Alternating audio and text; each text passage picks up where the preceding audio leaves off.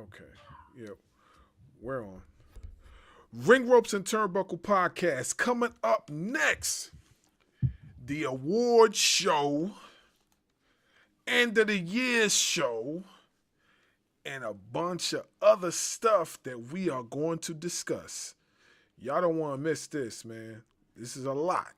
Coming up next, we on.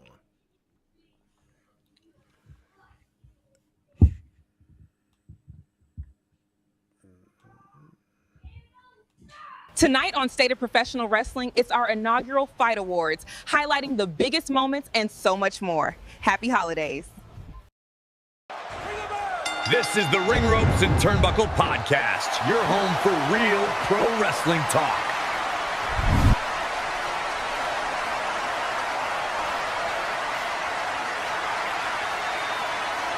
You want the best? You're looking at her. This ain't just a sport, it's a lifestyle. Welcome to the Ring Ropes and Turnbuckle podcast. We are the champions of wrestling talk.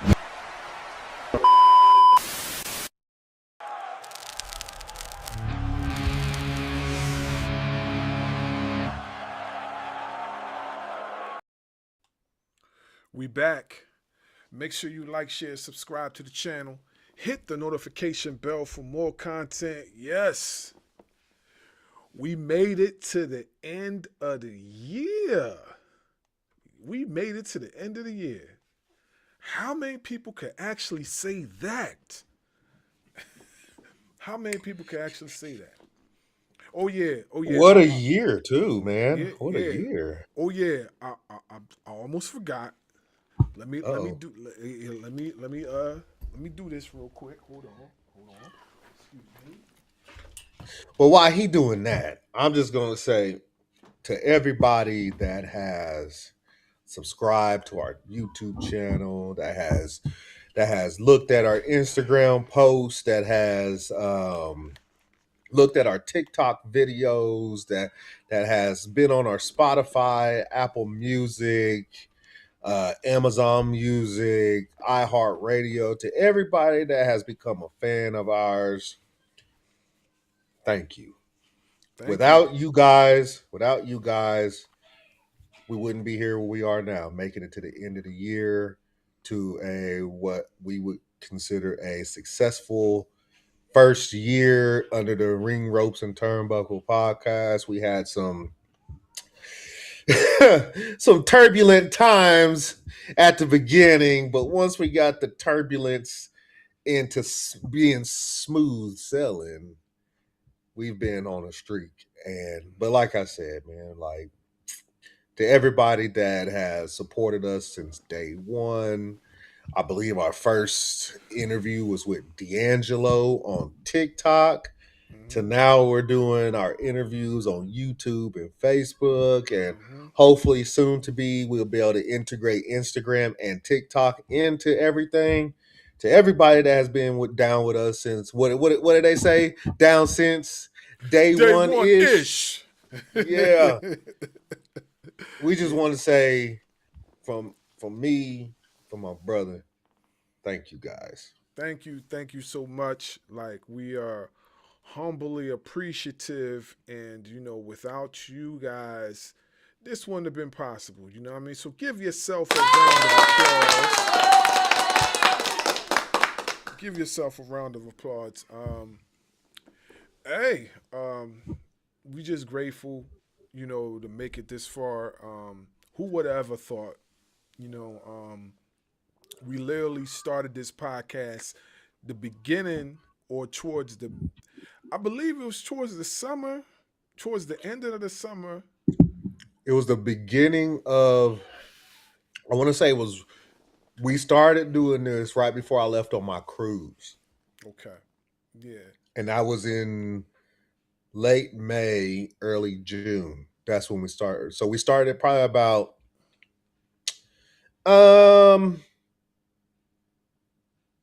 WrestleMania was what, April? Mm-hmm. I think we started in May. Okay. Started in May. And our first big interview was none other than the Pope himself.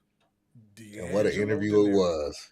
Yeah, that would probably be the interview that really kicked it off for us, and really had us engaged and showed how serious this whole platform is, like how serious this thing is, like period. Like, some people when they do the podcasting thing, like they don't take it that serious. They don't like really, hone in on their craft. Like, they just let everything else, kind of just, speak for them. And we came out swinging because we didn't allow everything else to speak for us. We spoke for ourselves. And that kind of what sold it for most people. Like, we just kind of was different. Like, we're more conversational based. Do we talk controversial topics? Yes. Are we messy with it? No. We were able to touch spaces that most people in their first year of podcasting were not able to touch, and we were able to do it effortlessly without having to worry about, behind the scenes gunk. You know what I'm saying? Like, having to go through certain trials and tribulations. We kind of didn't have to go through that. We've been blessed. Did we have certain trials and tribulations in the beginning before we got to this point? Yes. But that didn't stop us from, what we set ourselves on doing. And, that's putting out some of the best content that we could possibly put out. And as you can see, we evolved pretty fast. Like, if you look at where we started, where we were at in the beginning of this year, and where we're at now, it kind of looks like we've been 2, 3, 4 years in, but we haven't. We just kind of just we just kind of just let everything speak for itself, and we're thankful, and we're just ready to continue this ride and just keep pushing forward. We got a lot to discuss. We got a lot to tap into. We know everybody is watching right now. Everybody's watching what the AEW pay-per-view that's on right now. World's End. World's End. So we know everybody's watching World's End. But for those of you who are tuned in, we appreciate you. But we know everybody's watching World's End. We're going to watch World's End later, and we're going to give you that review, of course. We're not going to miss out on that. But, wait a minute. I hear something going on in the back with one of our correspondents.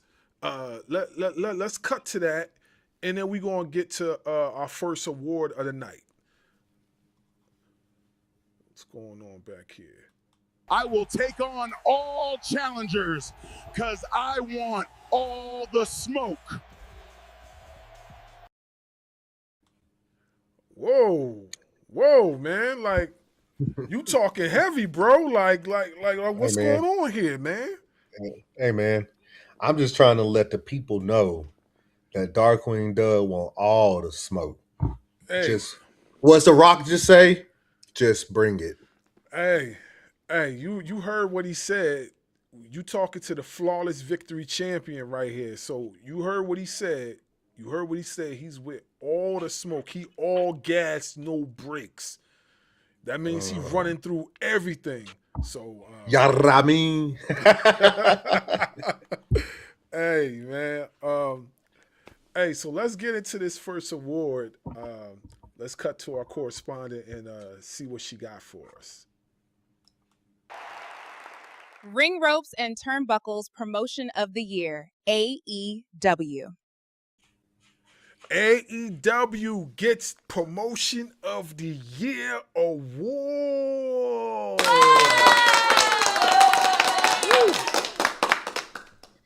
Yes, sir. Yes, sir. And I will say this. Who we had nominated was WWE. Here's one that people are not going to agree with because they feel like they're one and the same. But we decided to split them up with WWE, NXT, AEW, Ashe Wrestling, and TNA, right? Yeah. And ultimately, we gave it to AEW because, hey, they've been on a freaking heater all year long. Been on a heater all year long. But I say all that to say NXT to me is its own separate promotion. Mm-hmm. They've been carrying, they've been doing their thing all year long. The only difference is they don't get the recognition that AEW gets. Mm-hmm. If you look at from where Vince McMahon had NXT when they were NXT 2.0 and all the colorful colors and all that, it looked like paint was splattered all over the place. And like, who are these people? Like, this is Look not like the NXT that I know. looking like Disney and WWE merged together. Yeah, yeah. I'm like, what the hell is this? And then you look at what's going on now. It's like, this is some good shit right here. Mm-hmm. But there was no way that we could give NXT that recognition over what AEW has been doing all year long. So we gave the award to AEW. Yeah, AEW gets the first award, and it's well deserved. They have been so consistent this whole entire year, and you gotta say it's WWE's fault. Like WWE had so many opportunities to basically stop the momentum of AEW, and they failed miserably. You understand? They failed miserably. They could not stop the momentum of AEW this year, no matter what they did. You know what I'm saying? The deal with ESPN, they couldn't stop it. The WrestleMania couldn't stop it. Survivor Series couldn't stop it. Counter programming. Couldn't stop it. They even had Evolution, which was a great pay per view, and it still couldn't stop the momentum of AEW. It still couldn't stop it. You know, And real quick, and Evolution 2 is probably the best pay-per-view they've had all year. yeah, yeah, no doubt. I'm not disapproving that. Like, I think it was the best pay per view they had all year. Like, I mean, if you people out there can name a pay per view that was better than that WWE had, you could put it in the comment box. You put it in the comments below and let us know. But as far as we concerned, that was their best pay per view. That was their best showing. They have And even not. that couldn't stop AEW. I'm Nope. just saying. It's like, Nope. It couldn't stop it. I don't think.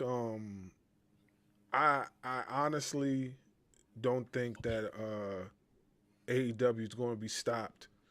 Right now, I think they're at a good pace. They're having a good flow. So hopefully they continue this and they continue to evolve, and we continue to see better and better and better content from them as time goes on.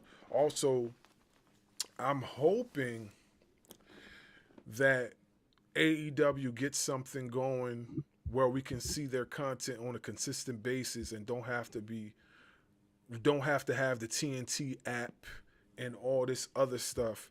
That's the one thing that I hope AEW gets, some sort of deal with like one of these other apps, because you see WWE like micromanages everything. You could see WWE anywhere.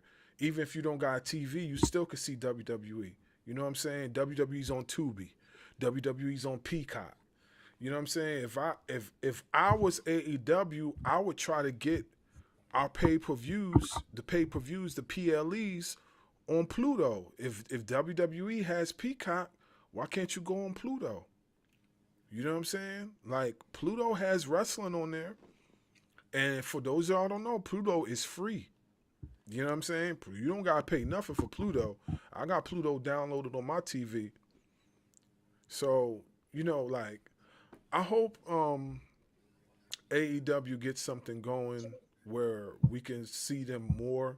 Because for me, I don't have the TNT app, so it's very hard for me to catch AEW unless I don't catch it, with other ways of watching it. You know what I'm saying? I can't see it. I miss it. You know what I'm saying? So I hope they're able to do that. Let's get into the next award for this evening. Ring Ropes and Turnbuckle's Booker of the Year, the Heartbreak Kid. HBK. HB Shizzle. He gets the award of Booker of the Year. Round of applause. HB Shizzle. Yeah, man. This is well deserved. Yeah. And I will say, oh my bad, go ahead. Yeah, this is well deserved. Like he's been doing this thing. The way he has booked the NXT wrestlers this whole entire year has been nothing but phenomenal.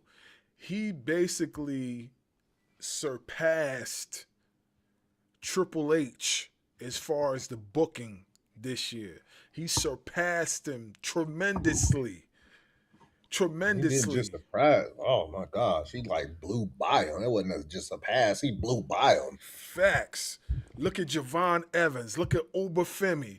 Look at Ethan Payton. Look at these guys. Look what they're doing right now. Look what they're doing. Phenomenal work. Go ahead, bro. So, just so y'all know who we had nominated: Triple H, Shawn Michaels, Tony Khan, and those of you that are familiar with Ashe Wrestling, Darius Lockhart. Okay, we could have gave it to Tony Khan. We could have, because there has been a difference in booking. But we were talking about it, and this goes back to what we were saying about the difference between AEW and NXT when it comes to promotion of the year. Where if you look at where NXT was before Vince McMahon left to where it is this year, listen to this. Every PLE except for one, that was Women's Evolution. Every PLE that NXT has put on has been better than the main roster. And I can't even say Evolution 2 because NXT women were part of that. Yeah. TNA's women were part of that. Jordan Grace was in there before she became part of WWE. So Stand and Deliver was better than WrestleMania. Right. Like that's crazy to say. Like your startup promotions PLE is better than the main roster's the PLE, and it's supposed to be the biggest PLE of the year at that. Right. WrestleMania is supposed to be the Super Bowl. Yeah. And right now, as of 2025, the Super Bowl was Stand and Deliver. Yeah. Yep. That's crazy. Yeah, it just goes to show you how in tune with the times NXT is, as far as like what's going on, and how in tune with the times Shawn Michaels is.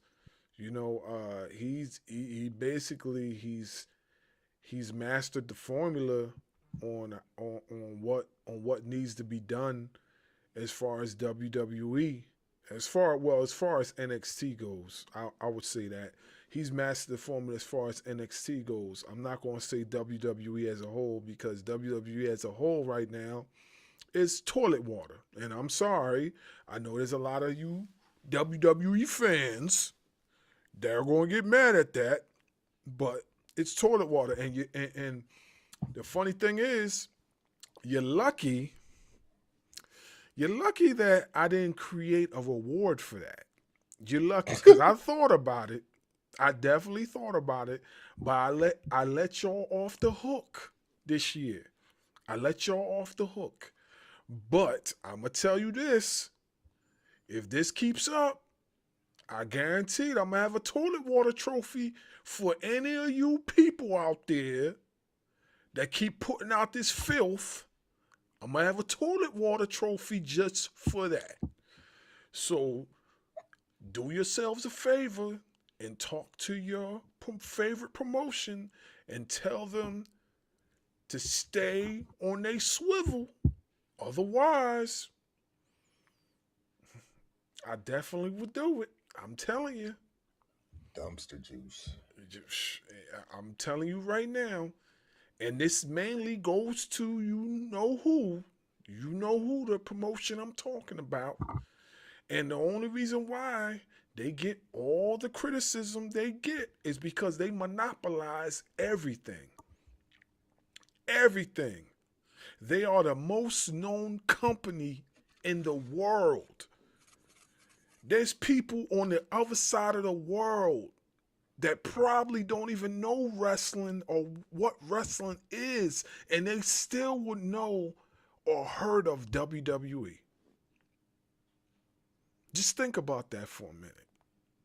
So when we criticize, we're not criticizing to make fun. We criticize them because we want them to do better by the fans, by us. The prices, or you know what? Let me stop ranting and let's get into the next award. Wait, what's going on here? Oh boy.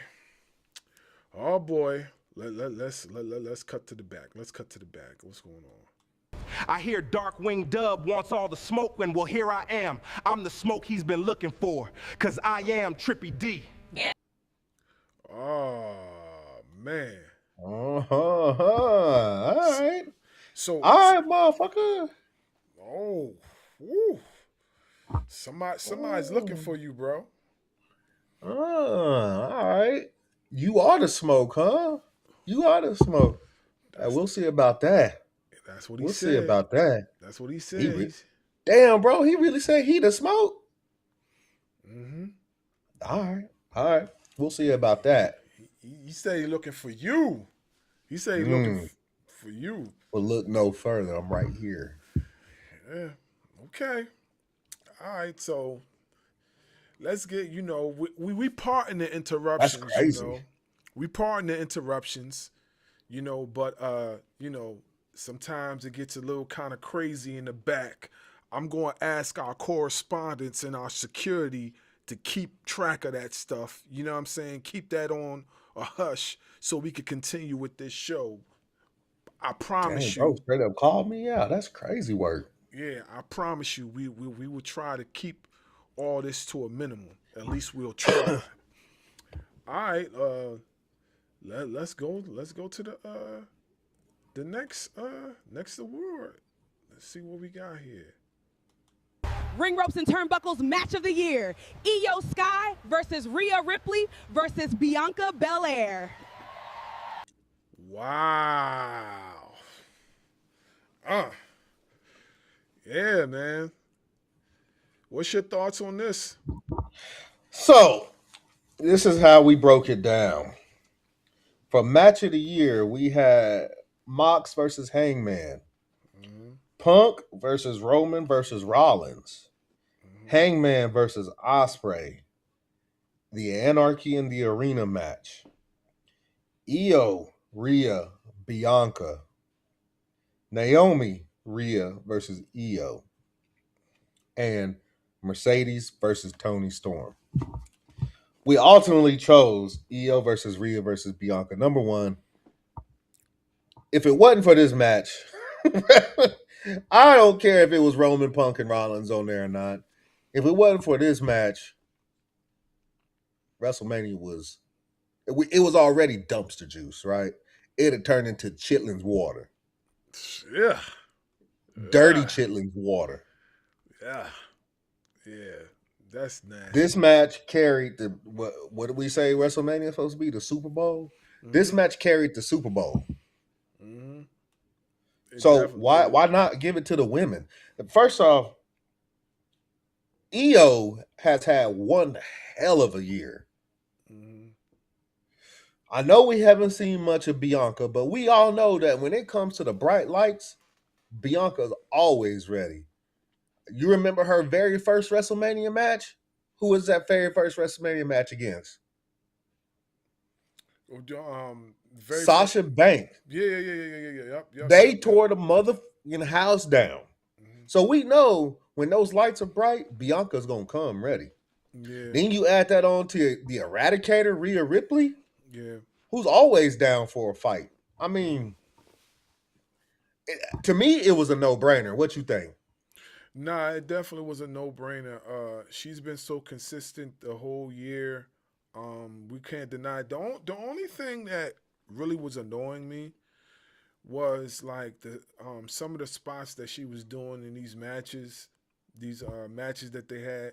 Cause I was like, man, is she gonna be glorified for these crazy stunts that she's doing, or are we actually going to, show appreciation for her wrestling, because her wrestling is top notch, and her promos are getting better too. I mean, of course, we don't expect her to be top 10 in the promo area, but for what she's doing as far as like, her English, it's getting better. Like she's trying her hardest to do right as far as her American fans, and she's showing the growth, you know, in every facet. So it's well deserved for her. And going into next year, I know she's going to really start wowing people. And I believe like she's probably just as good as her face run has been. I believe her heel run is going to be even better, because there's another side of Io Sky that none of y'all have seen. And if you want to know what I'm talking about, go watch Lucha Underground, and you'll see exactly what I'm talking about. Yeah, you'll see exactly what I'm talking about. Go watch Lucha Underground. And I think one thing that to add on to Io Sky turning heel at some point, hopefully in 20, because we've got a glimpse of her being a heel when she was with Bailey and that whole group, and they were a heel group. So we got to see a glimpse of her, Dakota Kai. That's what I was looking for. We got to see a glimpse of her being heel, right? So maybe not the entire effect that you're talking about, but we got a glimpse of it. Another person I want to see turn heel is Bianca Belair. She's been a listen. If you're, how many people hate when somebody walks around talking about they the greatest at this, the roughest, the toughest, the baddest. Like I'm the best at everything. Like that is heel behavior, but she's been a face. And I get it. People have ate that up. But I think we've all can agree that the way that she talks, it's very heelish. It's very heelish. So to add on to EO going heel, I want to see Bianca come back because I know she had something with her finger since SummerSlam. I want to see her go heel. I think her persona works out better when it's a heel. I mean, think about when she uses her hair to whip people with. That's a heel move. That's not a Yeah, babyface move. That's a heel move. I agree. I agree So, 110%. but I think what made this match work, Io, Rhea, and Bianca, was the fact that we knew that all three of these women were coming to put on a show. All three of these, they didn't need the interferences that we got with Punk, Roman, and Rollins, and Mox and Hangman, and stuff like that. They didn't need all the weapons and stuff and the bleeding and stuff. That was the anarchy in the arena and stuff like that. It was just them three going toe to toe. The best woman wins, which was Io. But all three of these women for match of the year absolutely deserved. Yeah, for sure. Like the match was phenomenal. Not for nothing, the women have been carrying WWE for some time now.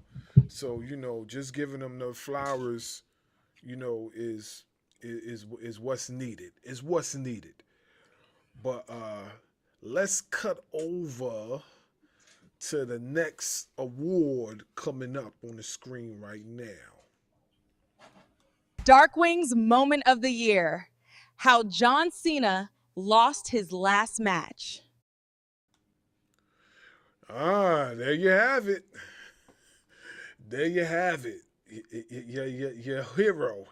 Your hero, your confidant. Your confidant. Yeah, man. So I was actually up in the air about this because I thought Seth Rollins cashing in when we thought he was all injured. I mean, we kind of had a feeling it was a fake, but you never know when it comes to an injury, like especially with Seth Rollins. We know that he's had knee problems in the past.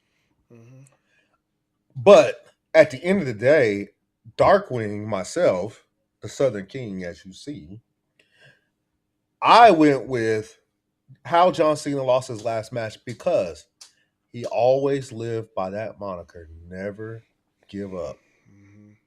And guess what he did with a smile on his face? Gave He up. gave up with a smile on his face. I could have chose what started this whole thing was the heel turn. Like it was one of the greatest heel turns of all time. The turn. Don't lose y'all's minds out there. The turn was one of the greatest of all time. Now the run was trash, other than that pipe bomb promo he did. But his heel run was trash. But the turn, one of the greatest of all time. But I went with how he lost simply because never give up. And he gave up with a smile on his face. Yeah, that's definitely true. When he turned, I was ecstatic. I enjoyed it when he first turned. I enjoyed seeing all the people cry and was so upset because he turned heel. It was way overdue. He was supposed to do this, but he kind of told you within his recent runs before he got to that point that he was going to do it at some point in time. Who remembers when he faced Bray Wyatt and he was in that dream or that fun house or whatever, and he showed you glimpses of what could happen in his near future when he had the NWO shirt on and he was doing all this extra stuff. So he kind of told you that it was going to happen at some point in time. So yeah, man, that heel turn was diabolical. I wish the run itself was diabolical. I wish the run itself was better, but it wasn't. As we all know, it fell short, and the tour as a whole fell short. It was bad. So, I will say his whole retirement run, it did fall short. But I think it started out at such a high when he turned heel. Then the heel run itself was just done bad.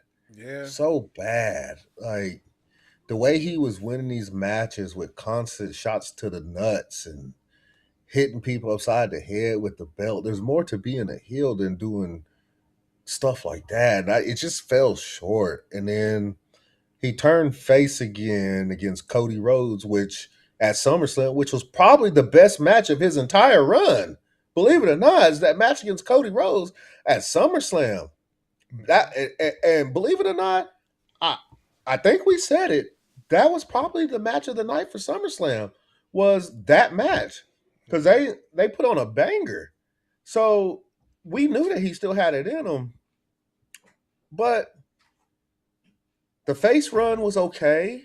It was okay after the Cody Rhodes match.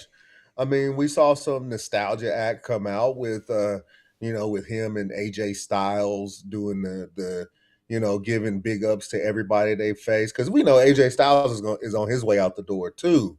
He's damn near 50 also. And he said he didn't want to wrestle past 50. So we know he's about out the door too. So that was a fun match to watch, to do all the finishers of everybody they faced and Then we had Samoa Joe do the 5-knuckle shuffle. Was it 5? No, he did the attitude adjustment. The attitude adjustment, and then put him in the STF, and then salute him. So it was cool to see some of the wrestlers, even in other promotions, salute to John Cena. But I just feel like the moment of the year was just, bro. My eyes were like this big when he tapped out, because that's not what I was expecting. I was not expecting to ever see John Cena tap out, ever. I don't care if people say it's predictable or not, because Gunther was calling his shot, right? I don't care about any of that. If you thought in your wildest dreams that John Cena was going to fucking tap out, you're lying to yourself. Yeah. You're lying to yourself. Yeah, I actually thought he was just gonna pass out. That's what I thought. I didn't think of him tapping out, but it happened. So I mean, That's why I chose that moment of the year. He said, "Never give up." He gave up, and never in my wildest dreams was I going to see him tap out. yeah, for sure. For sure. I didn't think so neither, but it happened. So let's move on, but I'm sorry, people. I really am sorry. I really am sorry. We gotta get it together with these people in the back. This is too much. Let's cut to see what's going on back there real quick. Let's cut to see. I hear Trippy D is looking for me. Well, I ain't hard to find. You can meet me anytime, anywhere, and I'll give you the beating of a lifetime. You want some Trippy D? Then come get some.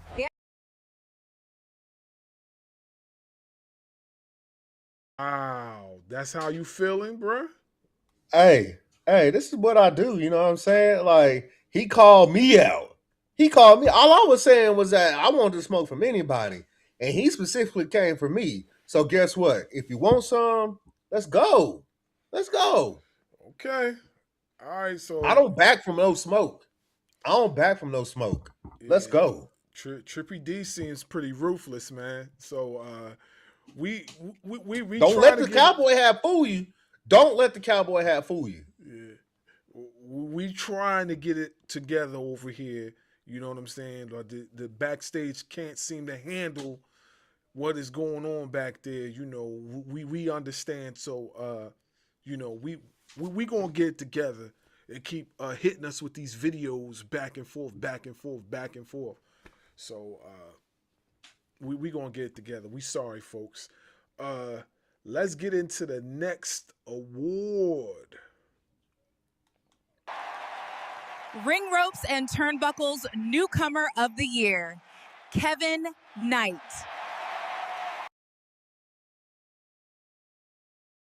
Yeah. Kevin Knight, Newcomer of the Year. What? Hey, man, that's a real good question. When did he debut? Did he debut this year, beginning of the year, didn't he? Or was it? I want to say it was at the beginning of the year, and if it wasn't beginning, You're muted. it was late last year, if not the beginning of the year. Okay. What's your thoughts on Kevin Knight? Well, so I will say who we had as newcomer. We had Kevin Knight. We had Ricky Saints. Now, don't get me wrong. Ricky Saints isn't a newcomer to the wrestling business, but he was a newcomer to NXT. Speedball, Mike Bailey, LeBron Cozone. Some of y'all may not know who LeBron Cozone is. If you don't, you might want to go look him up. And we also had Mega Bay, the Megasis. This guy.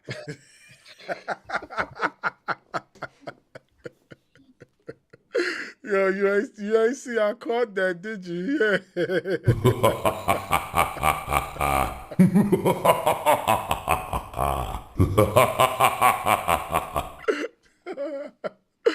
Oh man, he's funny. Yeah, go ahead, bro. You know what kills me about the WWE? They had a chance to get Kevin Knight. They had a chance to get him. And why not? You have Javon Evans. He does the same thing as Kevin Knight.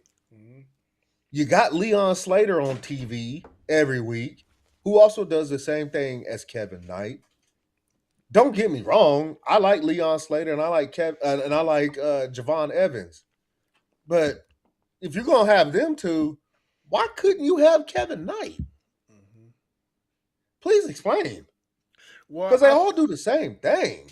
I think what it was is that I think Kevin Knight just chose to go to AEW because they did have him on the radar, but I just think Kevin Knight just chose to go to AEW, And good for him. and I think that was a pretty much a way better choice for him, considering the fact that as you can see, they're doing him justice. Like they're promoting him real well. You know, he's basically on every single card, you know, for the most part. And it's just a matter of time before he gets a title around his waist. Um, Kevin Knight is like a merge of Kushida. If you look at Kushida and you look at Bret the Hitman Hart, you put Kushida and Bret the Hitman Hart together, you get Kevin Knight. I know y'all probably gonna say, "What? That's the oddest of oddest." No, it's not. Look at the glasses. Who wears glasses? Bret the Hitman Hart. Who wears glasses? Kushida. Look at the style. Who wrestles like that? Kushida. Also, look at how he presents himself when he comes to the ring. His presentation, Bret Hart. You know what I'm saying? Like he's a mixture of those two wrestlers all in one. And I guarantee you he's going to get a belt sooner or later. I don't know what belt it's going to be, but it's definitely going to be a belt in his future, you know. And And just so we know, Kevin Knight made his official AEW debut on March 29th of 2025. hmm so you know, he getting introduced to him on an AEW platform was probably one of the best things I've ever seen because I've seen him live. He's like my son's favorite wrestler on AEW. Like we've seen him live, and I wish I had like flagged him down so I could get a picture. Cause a lot of the fans and whatnot, you know how the wrestler after they win a match, they go around with the fans, they take a little snapshot with them real quick. I wish I was able to do that for my kid, cause that was on his birthday. But I plan on going to another AEW show once they come back around this way. But yeah, Kevin Knight's no joke. He's the real deal. I hope he continues to evolve and continues to elevate, and just goes from there. But yeah, he's the truth. He's the truth for real. Yeah. I mean, like I said before, if you're WWE, because I think what I heard was that they brought him in for a tryout and ultimately decided not to sign him, which is how he ended up in at AEW and all that other stuff. And I'm like, you're gonna bring the man in for a tryout and you don't sign him. Meanwhile, you have Javon Evans, and it just blows my mind. Like maybe Triple H was looking at, oh, that's too many black people that do flips, so we'll bring in one, we'll sign one and not the other, and then the other guys with a different company, TNA. Mm-hmm. Because you saw the way they were doing Ricochet. Like, before we move on, I want to put something to rest real quick, real quick, because it brought up Ricochet, right? Before anybody says Triple H fumbled Ricochet, I want to let it be known Ricochet won the United States title, won the Intercontinental title, and before he decided to leave, I think was on schedule to win another title. So I wouldn't say Triple H fumbled Ricochet, but what I will say is Triple H hindered Ricochet, because the Ricochet that we get in AEW now is not the Ricochet that Triple H was showing us on TV. It's not a fumble; he hindered him. Yeah, I think what what happened with Ricochet was like, I believe I heard Triple H say something along the lines of he's a phenomenal talent, but he said something about his promos, like he can't cut promo worth nothing. Something. Look, I'm trying to paraphrase. I don't remember exactly what he said, but I know he said something along those lines when they were interviewing him at one point. They asked him about Ricochet some time ago, and he just said that he's this phenomenal talent, but his promo he can't talk. He said can't talk worth crap or something like that, but he made Triple H eat his words because he definitely talking a lot of right now. You I know what I'm don't saying? think I don't think his promos have gotten better since leaving WWE, but I think that Tony Khan is giving him the opportunity to speak more. Doesn't mean you're getting better, but you're getting the opportunity to speak more. And here's the thing that Tony Khan has allowed him to do, which has worked, is allow him to turn heel and talk shit to people. Listen, he'll like I think Ricochet is better as a heel as far as his promos, and I Bro, and look I at some of the shit he be saying on Twitter and stuff. Like mhm. diabolicalness. Yeah, yeah. I think he's way better as a heel as far as his promos. We all know he could wrestle. We all know he's one of the best as far as his wrestling ability. It's just his talking ability wasn't, up to par. But I feel like AEW's done a great job with utilizing him how they're utilizing him, and it's allowing him to become better, like more efficient with his talking. And like I said, I believe in the near future he's going to elevate even more.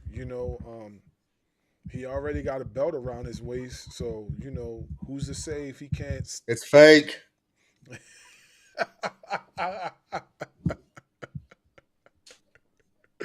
Yeah, if you want to know the reason why he's saying that, just go watch our NWA episode and you'll see that for yourself. You'll hear it for yourself. Yeah, but yeah. And not for nothing. I know that's your phrase. That's your phrase. But Mhm. not for nothing. To be fair to Ricochet, I think it's certain black people as a whole that Triple H has a problem with, because it wasn't that long ago where Javon Evans was talking about that he might have to change the way he talks because there are certain people within the company that don't understand it. Mhm. And that's another place where you can put where Shawn Michaels, Booker of the Year, because he's not telling him to change the way he speaks. Mhm. So that means to tell me that it's higher up than Shawn Michaels. Mhm. See, Shawn Michaels understands. Like people on the TikToks, I'm not gonna name names, seem to think that because Shawn Michaels was a douchebag back in the day, that he can't change. I think it's clear as day that he can change, because you're pushing Javon Evans and Trick Williams to the freaking moon. Ricky Saints comes in, gets pushed to the freaking moon. Who is the fastest rising superstar probably in the history of NXT?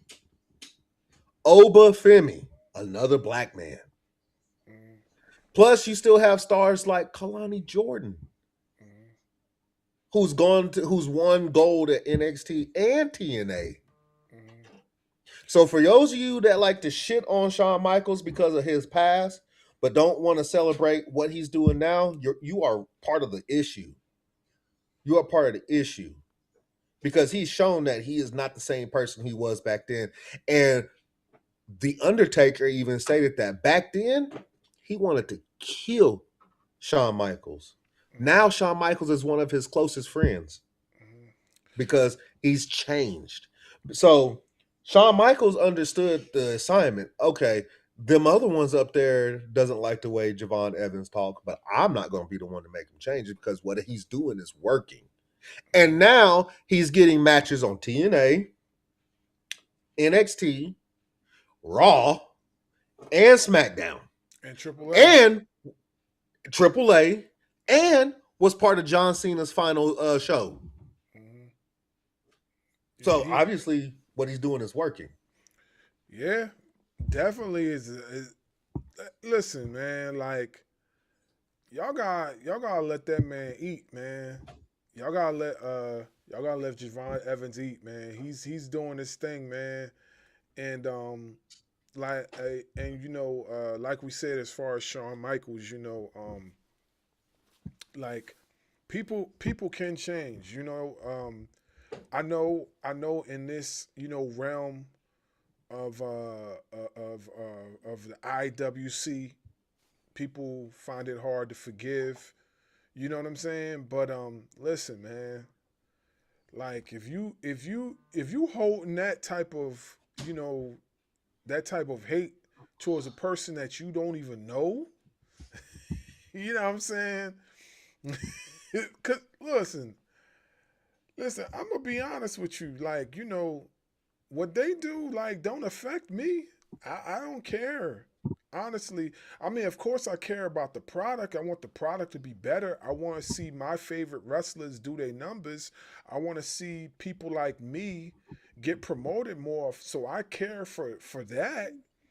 But as far as that other stuff, man, listen, man, that don't phase me not one bit, man. It's not something I should be worried about. What I should be worried about as far as this realm is trying to see my people, you know what I'm saying, get elevated a lot more than what they are. And And what is Shawn Michaels doing? he's elevating them. He's elevating them. And I know what some of y'all gonna say, like, NXT, that don't count.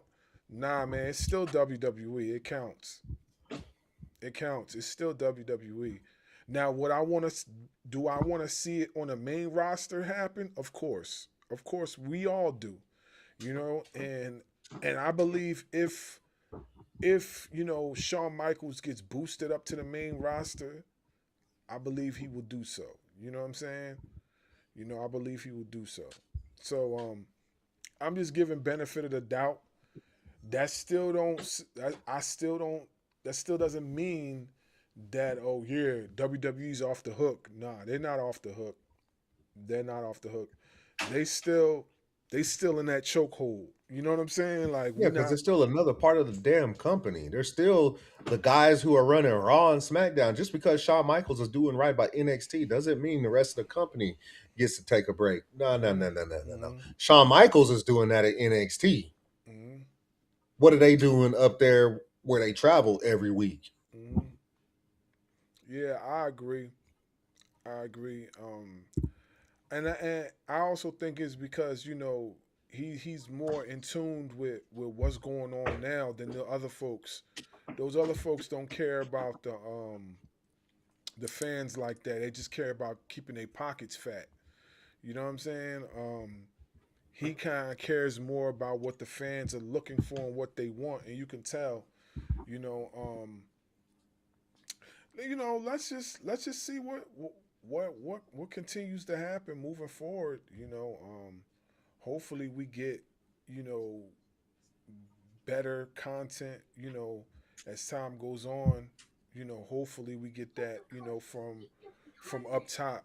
If not, we're gonna still continue to chop you all up until it gets better. But let's move on. Let's move on. Let's see what we got here. What we got here. Ring ropes and turnbuckles storyline of the year: Punk versus Rollins. Oh, wow. Yeah. So let me say this, man. I thought these people really hated each other. You know what I'm saying? Like when Punk first came back to WWE and everybody and their mama was like trashing the fact that he's back in WWE, including Rollins, who was like the head hunter for this, I was like, yo, damn, bro. Like, these dudes really seem like they got disdain for one another. You know, obviously, man, off camera, they probably cool as hell. But yo, they had me, they had me convinced like they wanted to cause bodily harm to one another.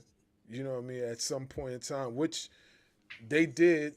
You know, but we have yet to see a real gutty match between these two. Like we seen glimpses, but we ain't really see no match.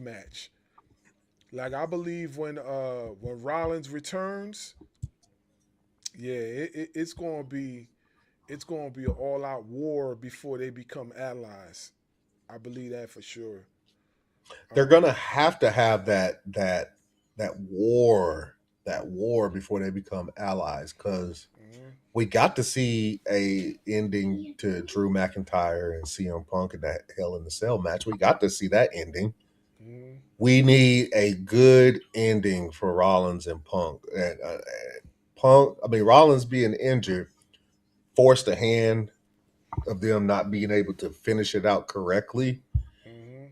But before they focus on Seth Rollins in the vision, we have got to get a proper closing for Punk and Rollins. And before, so just so everybody knows who we nominated for storyline of the year was CM Punk and Seth Rollins, of course, who won. John Cena's retirement run, because believe it or not, I mean, that was a huge storyline the entire year since the heel turn. So yes, even though it wasn't done good, we've already discussed it. We already discussed it. And then also Hangman Page's comeback to reclaim the AEW title. Ultimately, we felt Punk and Rollins just because this shit is still going, bro. He been Punk been back for what, 2 years, 3 years now, and they still feuding. Like, you talking about long term. I mean, homie, Punk came back and was feuding with Drew McIntyre and Seth Rollins at the same time. Yeah, that was wild. That was wild work. Yeah, for real. And then you add in Roman Reigns in there at some point because they teamed up at the Survivor Series match. They team up there, not once but twice, because they did it again this year. Mhm, So, somewhere along, and then you got they all face each other at WrestleMania. So you add in Roman Reigns, like, bro, like we got closure to one of them with Drew and CM Punk, but I don't think that'll ever be over because Drew has already made that clear. It's never over. mhm. But bro, Matt, imagine if I know it's not going to happen. Imagine if they were able to get Jungle Boy Jack Perry over to WWE to add to that. Oh my gosh. I know it's not gonna happen, but just like the thought. I mean, never say never, man. You know, money talks, BS walks. You know how that Yeah. goes. So, you know, let's not forget, you know, Jack Perry was in hot water in AEW at one point, and you know, like who's to say if he wants to resign or not? You know what I mean? You know, like I never really try to say that, you know, a wrestler won't go to a certain company anymore. I'm trying to get off of that because there's so many companies nowadays. It's their whole situation is wide open for anybody, you know, and that's kind of the reason why we want all companies to flourish, regardless of how we criticize. Like we want all companies to flourish because we know there's more opportunities for our favorites. You know what I'm saying? We want WWE to flourish. We want AEW to flourish, NWA, TNA, all these promotions, we want them to flourish. Now, as far as like money wise, of course, you know, WWE, it is what it is. They're not changing their formula for nobody. I mean, it's wishful thinking. We wish they would, you know, but as long as they got TKO and Saudi and all these other folks handing them these paychecks, Netflix, all that, man, it's only gonna get more and more expensive. You know what I mean? Like honestly, like me and my bro said, like we just on it for the content purposes. You know, like honestly, you know, I really honestly don't have a true sight on WWE anymore. You know what I'm saying? The only reason why I'm like actually watching at this point is because of some of my favorites are still there. Other than that, I probably wouldn't be watching them. Period. You know, but I understand as a fan, like you know, I keep my feelings to a certain point and just focus on the main goal. You know, and that's providing content for you guys. That's what we do over here. So I keep my feelings on a minimum and I just focus on that. But do we like what WWE's doing? Absolutely not. You know, we don't. But it is what it is. Whoa, whoa. I know you guys can't hear it, but something's going on in my ear. I'm sick and tired of this. We're going to cut to this video real quick, and we'll be right back. I need the Flawless Victory Championship. I know what I have to do to get it. Wow. Oh, boy, man. Hey, man. Hey. Yo, You sure? Yeah, it seems like he coming for your helmet, fam. It seems like he coming for your helmet, fam. Take my earrings out. It's like I said before. Don't let the cowboy hat fool you. Just because he got his hood over his head don't mean he tough. I said it at the beginning of all this. I want all the smoke. If he thinks that he's gonna get the best of me, what do our ladies like to say? Child, please. You better move on somewhere. You better go find somebody else because Darkwing want all the smoke. And if that's all you're gonna bring is you saying that you want my championship, that's all you got. You better go find somebody else to play with because I ain't the one. Hey, listen. I'll pay to see it. Oh, You you gonna know? pay to see somebody get stomped out? Cool. Yeah, I'll pay to see it. I'm with it. You know, just keep your head on a swivel. You know, we gotta defend our titles too. And the funny thing about it is that, you know, I have not heard from the Bang Out Club in such a long period of time. I don't know if they still with the smoke or not. I know the They last don't time we want it heard either. of them, from them, they were Xing our names out and all that. But you know, we gonna see them real soon. You know, we gonna see them real soon for sure. Let's go on to the next award, shall we? Darkwing's most charismatic award goes to Willow Nightingale. Hey, Yes, sir. Willow Nightingale, most charismatic. Let's give a round of applause.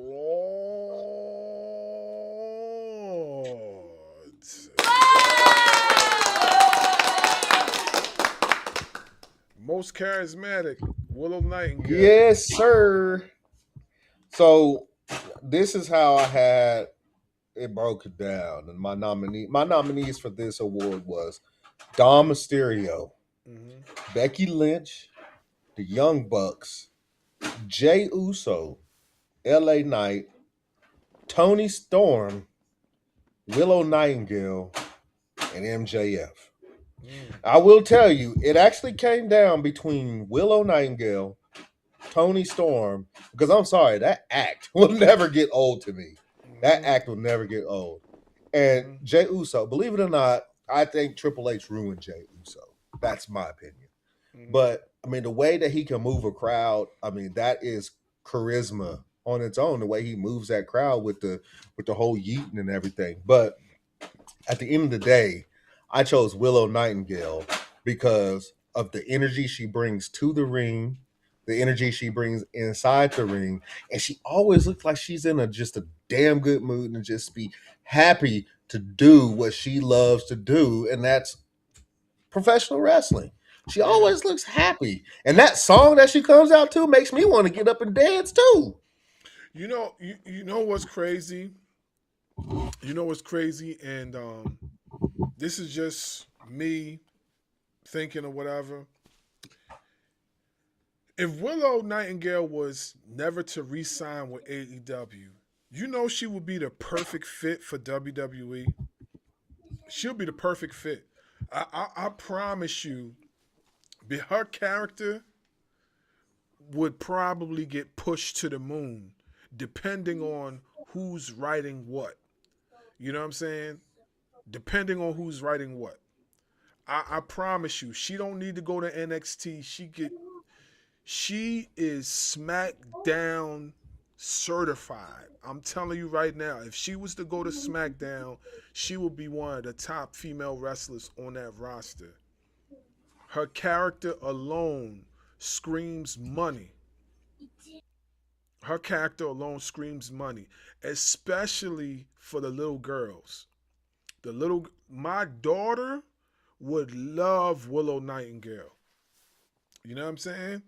She would love Willow Nightingale. You know, like the fierceness she has, you know, she's always bubbly, but then she could show you another side of her. Like, yeah, she's one of the wrestlers that she could flourish anywhere she goes. She could flourish. She could get over. She's definitely one of those ones that could get over anywhere she goes, for sure. Absolutely, man.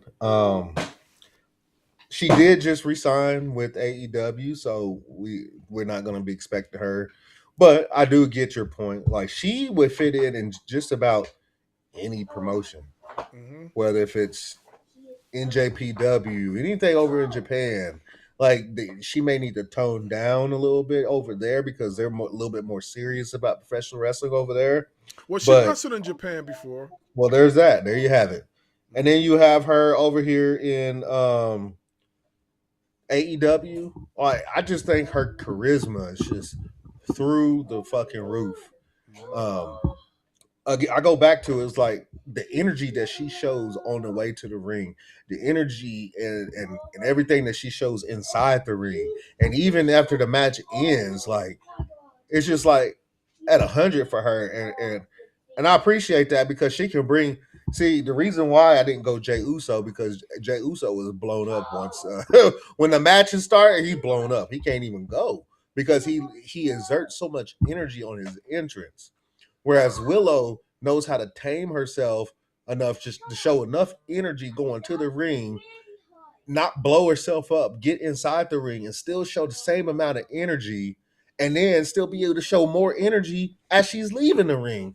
Like I saw the ending of the Babes of Wrath match against Athena and Mercedes Moné, and still had the same amount of energy as she was leaving the ring. So that I had to give it to Willow. Yeah, hey, listen, I have no arguments with that. I think she's well deserved of that.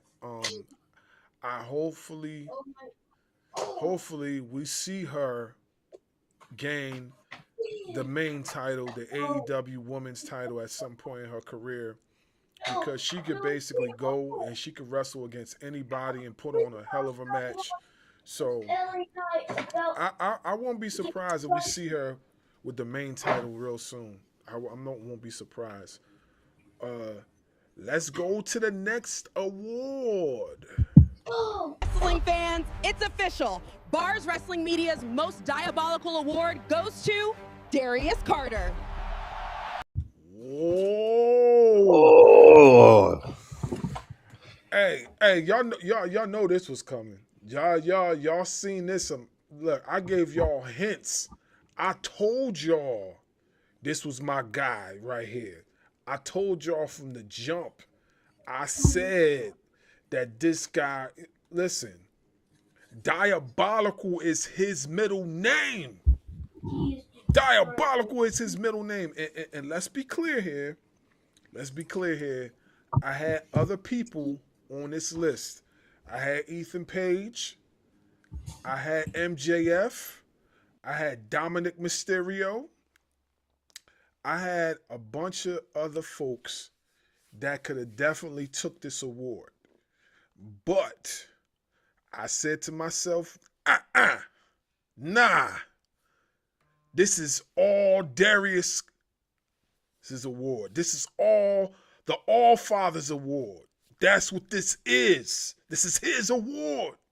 He is the diabolical one. You know what I'm saying? He is the listen. This guy, every wrestler that we have interviewed in the past have said how much they have a love and hate relationship for this guy. They love him, but then they hate him too. I believe one of the what my people said on the interview, he's like, yo, he just has a punchable face. He just want yo, he said that I was rolling. But it just shows you how masterful his character is. Like, his character displays real emotions from people, not just the fans, but the wrestlers too. Can you imagine this dude on a mainstream roster? Can you imagine him in the AEW or WWE? Like, the type of heat he could generate? Oh my God, bruh. Like, this dude, listen, man. If y'all don't know who Darius Carter is, go look him up. Go look him up, and then you'll see exactly what we're talking about. This dude is diabolical for sure. You know what I'm saying? And if you don't believe us, go watch some of our interviews where we mention Darius Carter with various wrestlers that we have on the show and see what they say. See what they say. Don't take it from us. Just watch our interviews and see what they say about Darius Carter. Hell, just go look him up on YouTube. You'll see it. Yeah. And Go watch some of his Ashe stuff, like the stuff that he was doing to Darius Lockhart when they were battling for the Ashe men's title. Oh. You know, what he literally just did to Billy Dixon. Like, he knew damn well that he's the one who brought that belt into the ring. But what happens? Mm-hmm. What happens? He gets hit with it. Billy Dixon thinks he won. Nah. Miss Yolanda was like, nah. Mm-hmm. And he went in there from the whole in front of the whole celebration. They had gave Billy Dixon flowers and all kinds of stuff. Mm-hmm. Snatch that belt, give me my shit, mm-hmm. and walk smooth out. Like, I mean, what can you say? Darius Carter's like, when it comes to diabolicalness, there's really only one other individual that I may put over him, and that would be the 09 version of Randy Orton. And you got to go back and watch Darius Carter to understand why I would say that. Because we all know how crazy and maniacal and diabolical, that's the award, right? Diabolical 09 bald head Randy Orton was. Yeah. This guy ain't far from that. Nope. I'm just putting it out there. He ain't far from that. Not Go look it up if you don't believe me. Not at all. Like, he's definitely an individual that, like, his character alone screams money, for one. Two, his character really gets under people's skin. You know, and like a good friend of ours, The Smoke, Eric Moran, said, like, if you could get people under your skin as far as a heel, you there. You there. You already there. And it doesn't take much for him. It don't take much for him to do it. He does it masterfully. And he's like one of those guys that, definitely he gets his opportunity. He's gonna make some crazy bread at a top promotion. It's just a matter of time for him. And the funny thing, he's been in the business for years. Like he's been in the business longer than what people think. You know what I'm saying? Like he's been in the business longer than what people think, and he's well respected. Like everybody knows who he is. But if you don't know who he is, then I advise you to look him up. Like he's nice with it. He's definitely nice with it.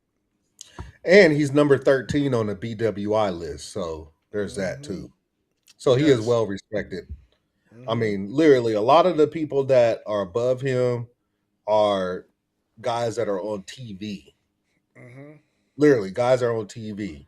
So that should tell you all you need to know. Like, think about people that's in front of him right now: Mercedes Monet, Swerve, Javon Evans, Leon Slater, Athena, Obafemi, Ricochet, Michael Oku, Powerhouse Hobbs, Naomi, Lee Moriarty, Kevin Knight, then Darius Carter. Everybody I just named is on TV.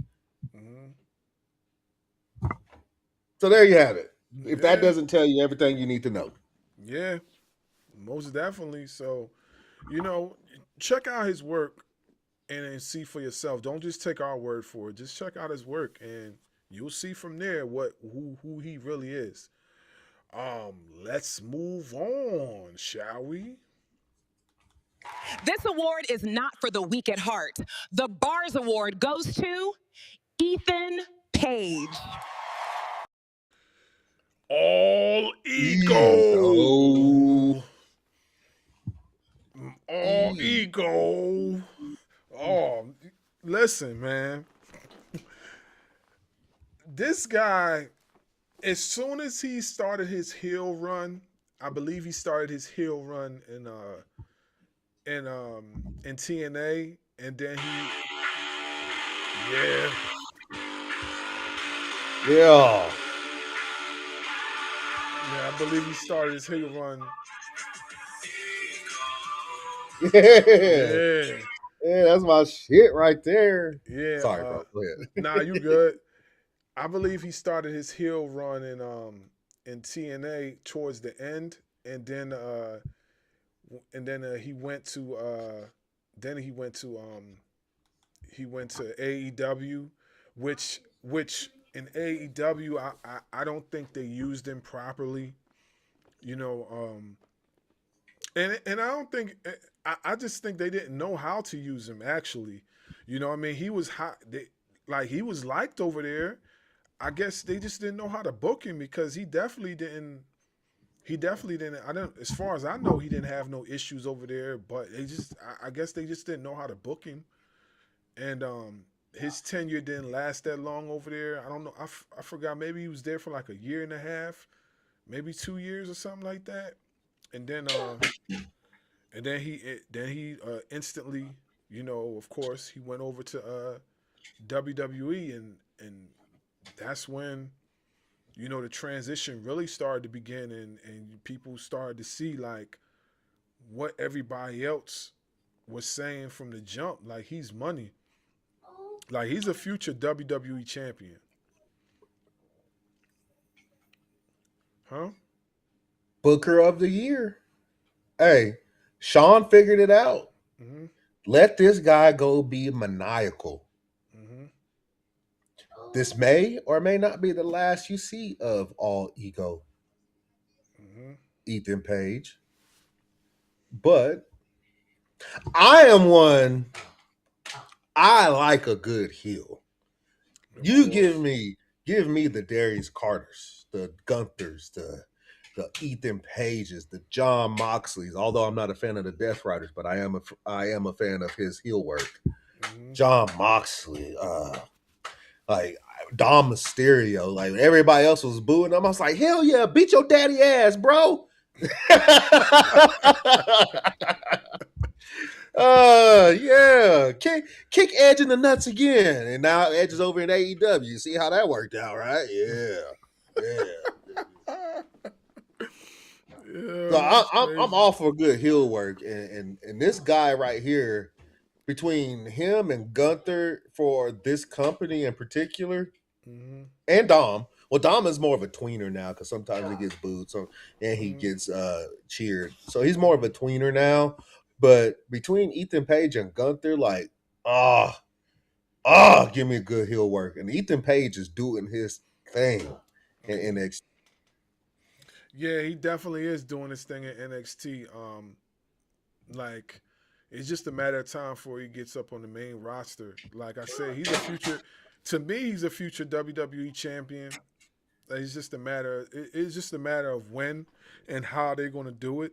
But he's a future WWE champion. Like he has all the tools, to be a diabolical heel. He could have easily got my diabolical award. I was Like about to say because I think he's just a notch below Darius Carter when it comes to the diabolicalness. Because mhm. what he did to Javon Evans, bro, come Yeah, on. he had this dude's wired. This dude's jaw was wired shut, and then he punched him in the jaw again. Like that's masterful heel work. That's masterful heel work, man. He definitely deserves everything that he's gonna get moving forward. You And know. think about the ways that he's won his titles too. Hmm. He's not winning them clean. Nah. Mm-mm. Like when he won the NXT title, he didn't win that clean from Trick Williams. Hmm. He just like he got hit and fell back on top of the guy, and 1, 2, 3 titles his, and that's the start of the heel work. Yeah. Masterful, masterful man. I love a Yeah. good heel. Nah, man, he's doing his thing. I can't wait to see what he does on the main roster. As long as they book him right, So that's the key word, booking. Hopefully they book him right. So let's move on, shall we? This award showcases skill and passion. The Ring Ropes and Turnbuckle Male Wrestler of the Year goes to Javon Evans. Yeah, Javon Evans. Let's get bouncy. Let's get bouncy. Let's get bouncy. Okay. Yeah. So, I think we got that one mixed up. did we? Yeah. So I think that was supposed to say black. I thought the Yes. I thought the Black male wrestler was Javon Evans, and um, I don't want to spoil what the other one is supposed to be. But yeah, okay. Maybe we did. Maybe we did. We were supposed to do the switcheroo, but you get the but point. not for nothing. Javon Evans actually did win the Black Male Wrestler Award, Hmm. and well deserved. We've talked at nauseum this show about how we feel about Javon Evans, and Hmm. it's earned. It really is. It's Hmm. earned. Um, and it came down to Obafemi, Darius Carter, Swerve, and Leon Slater, along with Javon Evans.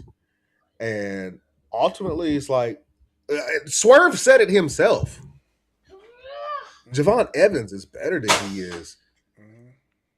especially at this age. Like, how many shots? Yeah, I get it. I get it. I get it. Obafemi has thrown him across the ring 3 matches in a row. Has just tossed him around, ragdolled him. But who else is getting 3 chances at Obafemi? Hmm. They're not just going to throw anybody at Obafemi 3 times thinking that they couldn't trust him. Every time he's been in the ring with Obafemi, it's Hmm. been magic between them two. So Yeah. why not? No, he hasn't won, but then again, Obafemi is the ruler, Hmm. the destroyer. Ain't that all he says another line too. Hmm. So we don't expect Javon Evans to beat an Obafemi, at least not right now. Maybe when he gets called up, but at this rate, hell, he gonna get called up at the same time as Obafemi. So we may not be able to get to see Javon Evans take the belt off of Obafemi. But fact of the matter is, anytime they need a rating spike, they're throwing Javon Evans in there. You see what they've been doing with him on the main roster. They need a rating spike. They're throwing Javon Evans on Raw. They're throwing Javon Evans on SmackDown. You know, well, who was one of the ones that got a shot at Sami Zayn? What NXT star got a shot at Sami Zayn? None other than Javon Evans. He's the only NXT star that got a shot at Sami Zayn. You know what I'm saying? No, absolutely. So, right. So it's like, why not Javon Evans? Yeah. You know, you just said about Ethan Page being a future world heavyweight champion. Javon Evans is too. Yeah, for sure. I believe it. Go ahead and continue to converse with everybody. I'll be right back. Right back. But yeah, Javon Evans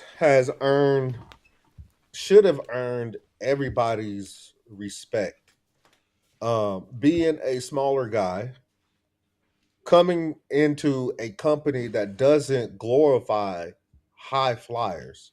Like, you would think the best spot for Javon Evans would be AEW, where they glorify high flyers. Even TNA going after the X Division Championship, where those guys are typically high flyers other than Moose.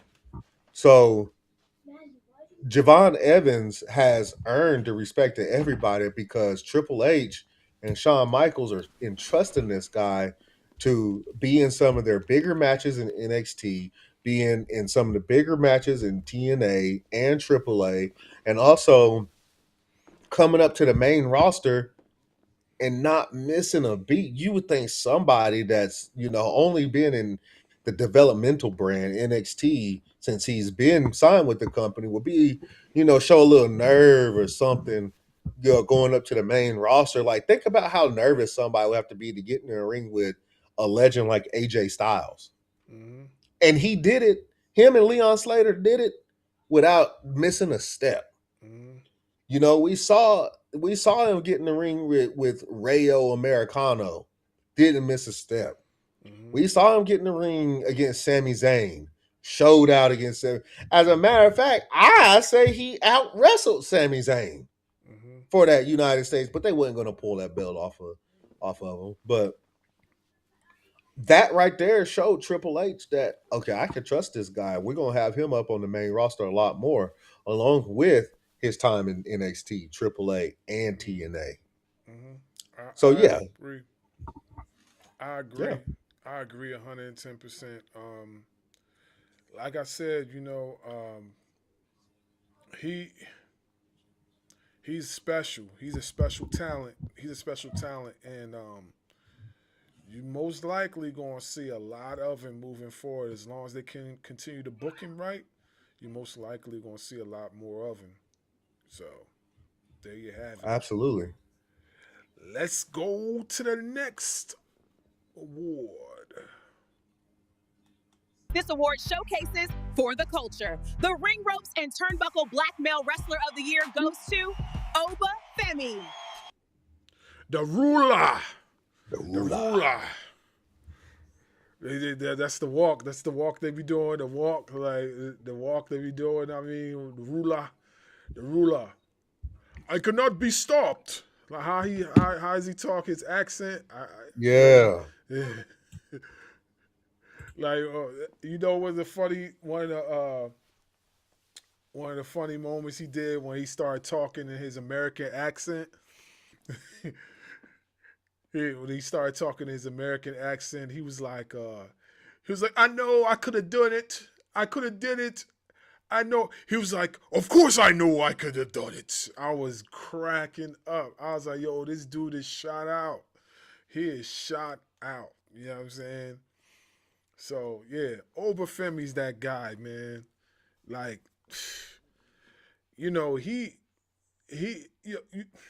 listen, you cannot mess up an Obafemi. If you can't book an Obafemi, then you don't even deserve to be a booker, period. Because this guy can fit into any equation. he could fit into any type of match. Like he he shows so much season, and he's not even like, what is he in? What is he like 5 years in? Like not even 5 years. Not even just a few, just a few. Like I said, Shawn Michaels said that he's probably the fastest rising. That he's this guy caught onto the business faster than anybody else he can remember. Mhm. That's from coming from my goat, Shawn Michaels. That's a Hall of Famer right there saying that. So that means a lot, you know. That means a lot. If he's saying that, then that means a hell of a lot. Uber's that guy. Uber is that guy. I cannot wait to see what he does on the main roster. I cannot wait to see him face the Gunthers. Of course, we see him. He's probably gonna have a feud with Drew McIntyre. I cannot wait to see what he does on the main roster. I can't wait to see him face like Brock Lesnar. I, look, all them matches he's gonna have is money matches. I cannot wait for that. That is gonna be something special. Something special for real. I can't wait. Can't wait. Yeah, man. So this is the one we got mixed up. He was actually picked to win Male Wrestler of the Year, and we had him up against Seth Rollins, Hangman Page, and Darius Carter. Mhm. Uh, everybody is everybody has earned the right to win this, but nobody has had a quite the dominant year that Obafemi has had. Mm-mm. And it's kind of hard. Like, do you look at him as a heel? Do you look at him as a face, or is he just Oba? I think at this point he's just over because he could get over as a heel or he could get over as a face. He could get over as anything. He's just over. Just Oba. No bread, no water, just meat. Yeah. Pause.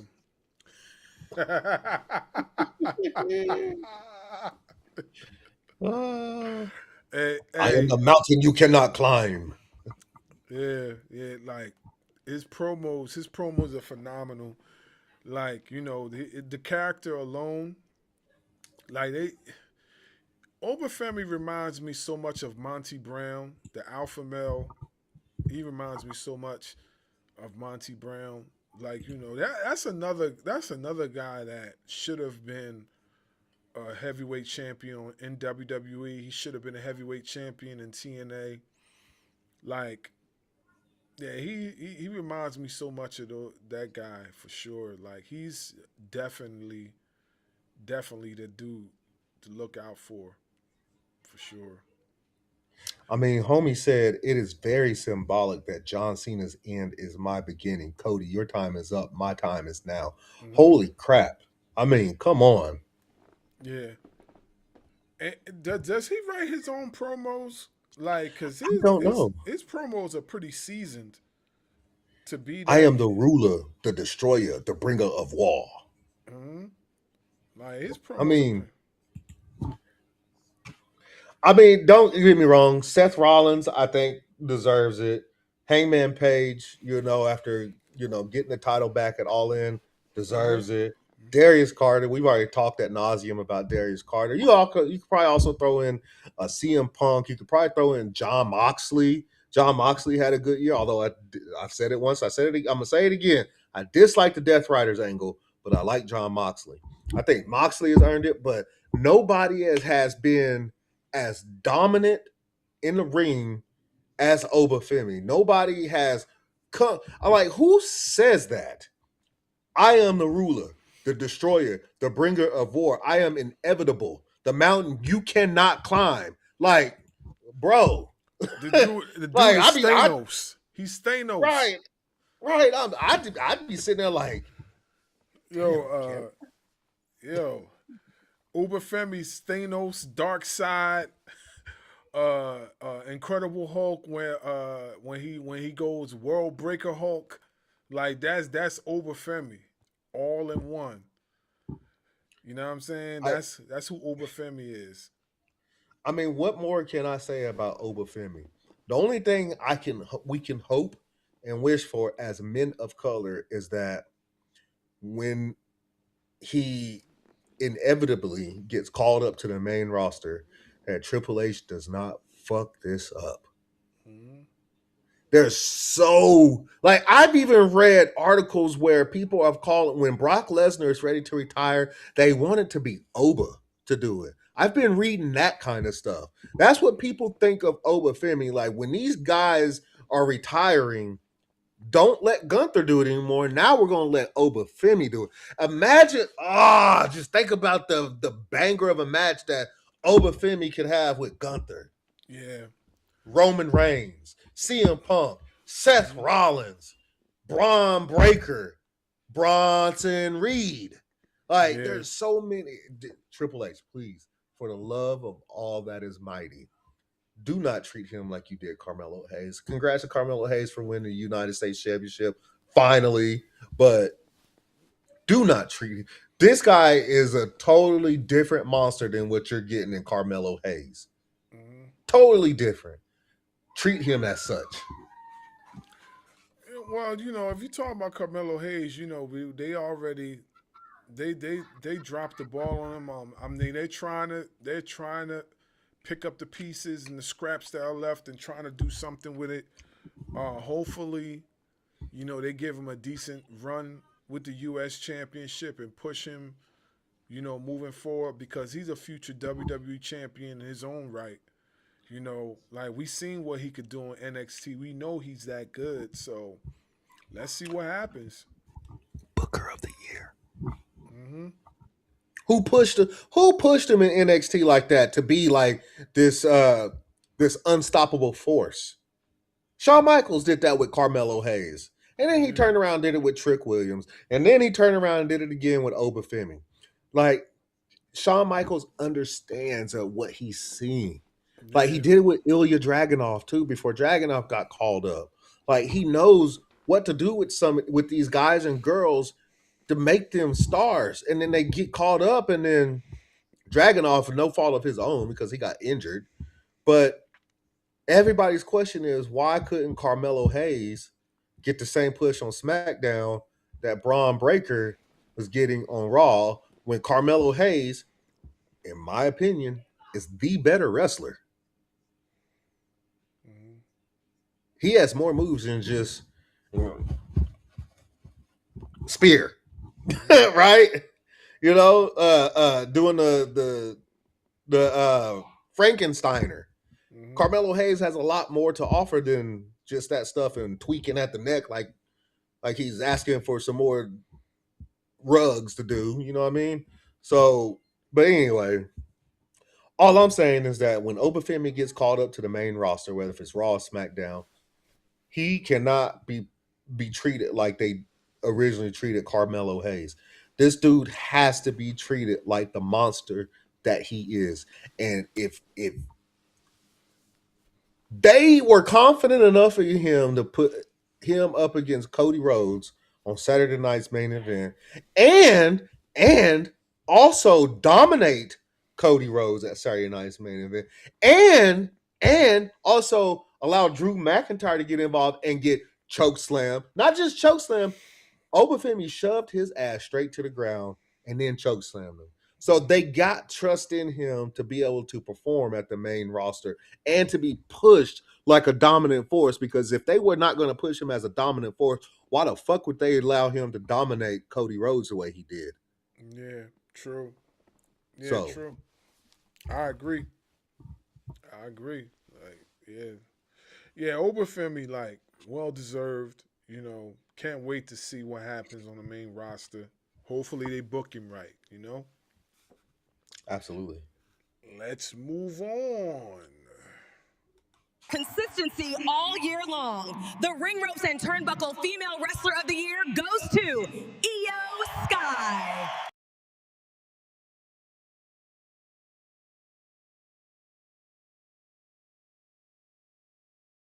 Yeah. 1,000%. Io Don't get me wrong. Sky. Don't get me wrong. There's a lot of great women out there. I mean, Io Sky was on the list. Mercedes Moné was on the list. Chris Statlander was on the list. Stephanie Becerra was on the list, and Charity King was on the list. And I know we probably missed Tony Storm and Rhea Ripley, you know. But all in all, I'm gonna say out of the men and women, nobody had a better year than Io. I'm sorry. For I mean, sure. I may put Oba up there with her, but I think out of men and women, if I was to give just an all around wrestler of the year, that's Io Sky. Io Sky was part of the group that's been carrying WWE for all of 2025, and that's the women's division. And if Naomi wouldn't have got out because uh, Jimmy wanted to, throw the ones up a little too much.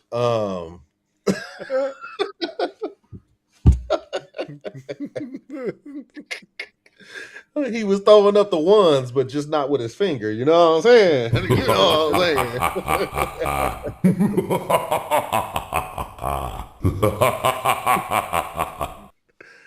Yeah. Yes, sir. Shooting But up the she would, club.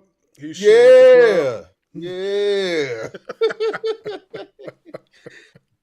But she would have been in contention with EO too. But since she got cut short, I mean, EO Sky, nobody. What more can I say about EO? Y'all, everybody in the IWC, everybody wants to talk about Tony Storm and everybody wants to talk about Mercedes Moné, deservedly so, but they talk about Rhea Ripley, Charlotte Flair, and Alexa Bliss, and it's almost like they forget about EO Sky. And I'm sorry, but EO Sky had a better 2025 than everybody that I named, including Tony Storm, including Mercedes Moné. EO Sky runs circles around every woman right now. Maybe that changes for 2026, but 2025 has been the year of EO Sky. Yeah, I mean, honestly, I can't disagree with that. Like, it's been her year. It's been the year. What else can I say? She's like, there's a lot of people. Like, honestly, there's a lot of people we could have put on there, but like she's definitely well deserved. I know you said, but she got awards already. Y'all just gave her this another one. Like, why? Listen, it's well deserved. You know, it's well deserved. Y'all can hate it if y'all want, but yeah, You want me to say it? You want me to say it? Go ahead, say it. If y'all hate it, start your own podcast and give out your own goddamn awards. Until then, just enjoy what we got going on here. You're listening for a reason. You're listening for a reason. It's because you enjoy the content. You're listening for a reason. But at the end of the day, if you don't like it, y'all got the same opportunities that we got. YouTube is for everybody. You heard that. You heard it. You heard it. Like, YouTube is for everybody, Like, not for nothing, like, we don't expect everybody to agree with all of our opinions, you know what I'm saying? Like we have a difference of opinions when it comes to certain things, but we we're basically pretty honest when it comes to how we feel about our wrestling. You know what I'm saying? Like, we don't sugarcoat. We give our honest assessment of how we feel and what we think should happen, and things like that, man. Like, it's not for nothing. Like this is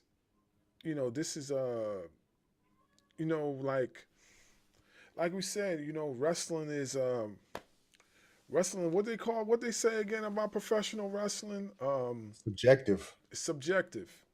You know, You know, not everybody's entitled to your opinion. Not everybody's entitled to ours. It is what it is. You know. But yeah, it's well deserved in our opinion, and that's that. Y'all can hate it or love it, but let's get to the next award. You know what? Oops, Go oops, ahead. oops. Hold on. I think we just spoiled the next one. You know Go what I ahead. mean? Finish it up. Finish it up. All right, so hold up. Let's get right. Let's get right. All right. So my bad, folks. I was trying to do something real quick in between. This award showcases culture from the ladies. The Ring Ropes and Turnbuckle Female Wrestler of the Year goes to Naomi. Naomi got that. You know what I'm saying? Hey, my That's the bad on black female wrestler of the year. yeah, black female wrestler of the year is Naomi. My fault on the technical difficulties. I was trying to fix something while we were talking, and it clicked over or whatever.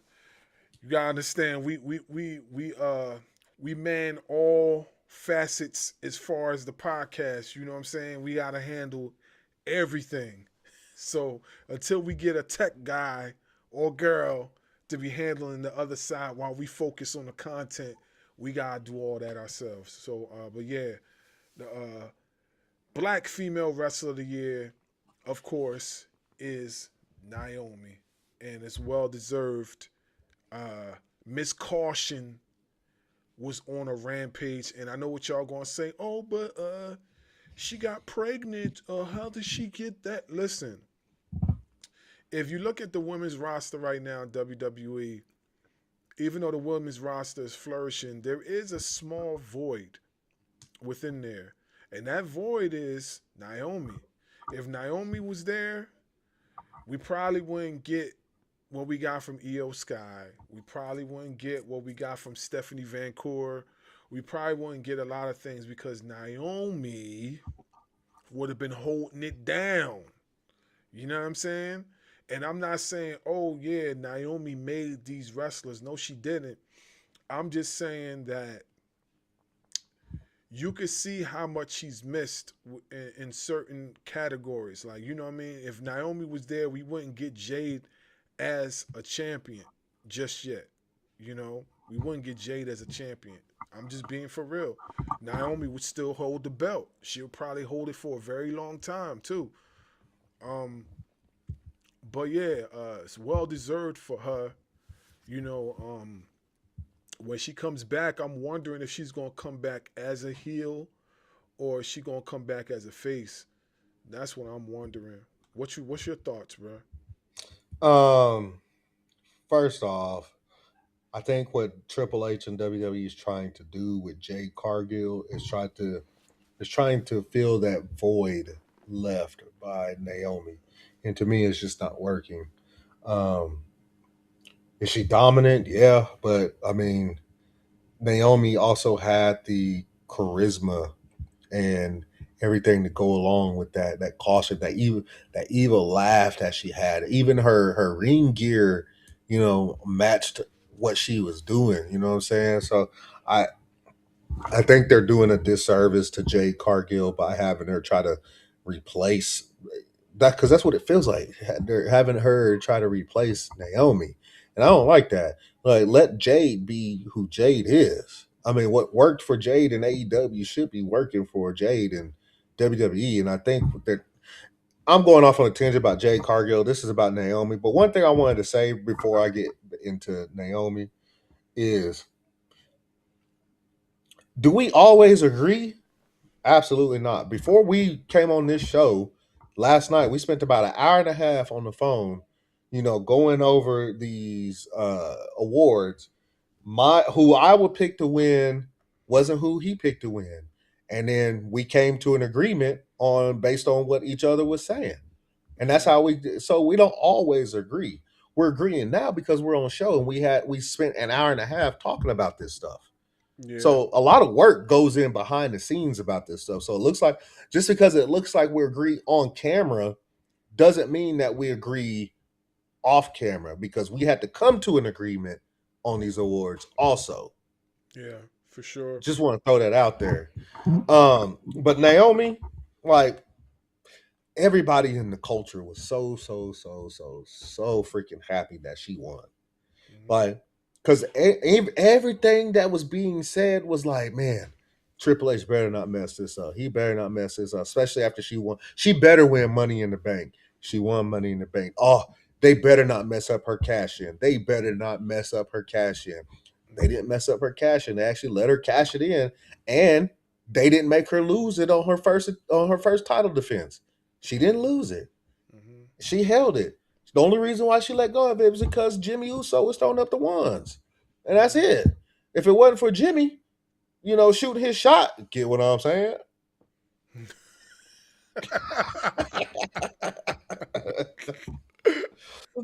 He shot his shot, you know what I'm saying? We still have Naomi. But we understood the fact that, first off, she has been saying for quite some time that she wanted to get pregnant. So it wasn't really all that surprising that she was pregnant. It was surprising that it came in the middle of her title reign. Yeah. But who was more impressive as a black woman wrestler than Naomi was? Like people, I understand. People are going to say Mercedes. Are you saying it because her matches were that good, or are you saying it because she had 35 fucking titles? Because I can say Naomi had a title and her matches were good. Mm-hmm. That's all I'm gonna say. I'm gonna say this before we go on to the next award. I'm gonna say this. Y'all can thank TNA. Y'all can thank TNA for what they did with Naomi and a lot of other wrestlers that has transitioned from TNA back to WWE or to WWE for the first time, and you see their wrestling has improved tremendously. Y'all can thank TNA. I've been said that TNA is the stomping ground for, like, if you wanna hone in on your craft as far as a wrestler. I don't know exactly what they do over there as far as the training, but whatever they doing, it works. Because when Naomi went over there, you seen a whole different Naomi. You seen a whole different Naomi.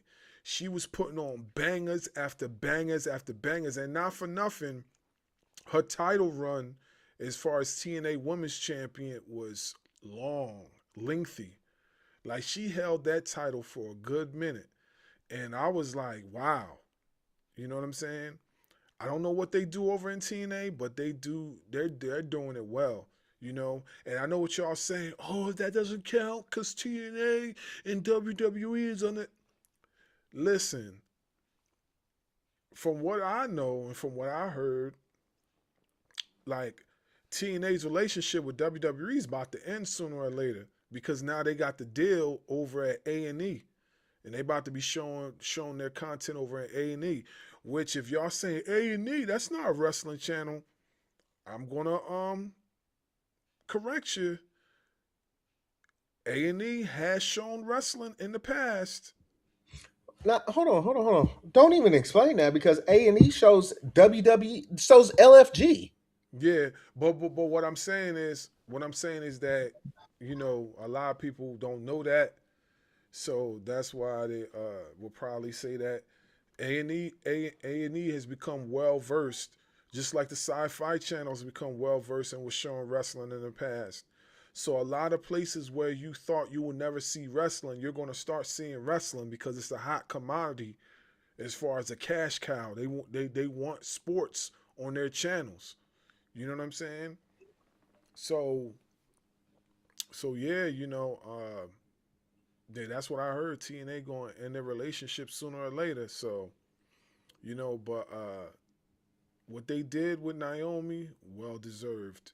And when she comes back, it's gonna be It's going to be something special to watch to see what's going to happen with her next.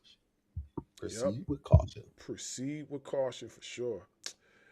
Let's go to the next award. We're counting down to the last one. This award showcases fan favorites. The Ring Ropes and Turnbuckle Baby Faces of the Year goes to Ugly Gang. Yo!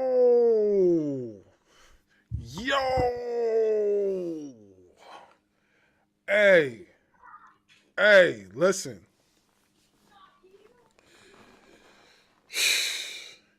Hey, yo, y'all had our AI correspondent take off her glasses for this one. Poppy. You can't beat cream pie. Poppy, you don't keep cream pies on you, feel me? Yo, y'all had our AI correspondent take her glasses off for this. Yes, sir. Hey. Yeah. Hey. Yeah. The gang. The gang. Hey, man, yo, I never seen that before. She took off her glasses just to announce this award. She saw cream pie Poppy. She ain't took her glasses off for any other award that she announced tonight. And then she took off her glasses for the awards for Ugly Gang. She did that because she saw cream pie Poppy. She's like, oh, cream pie, huh? Okay.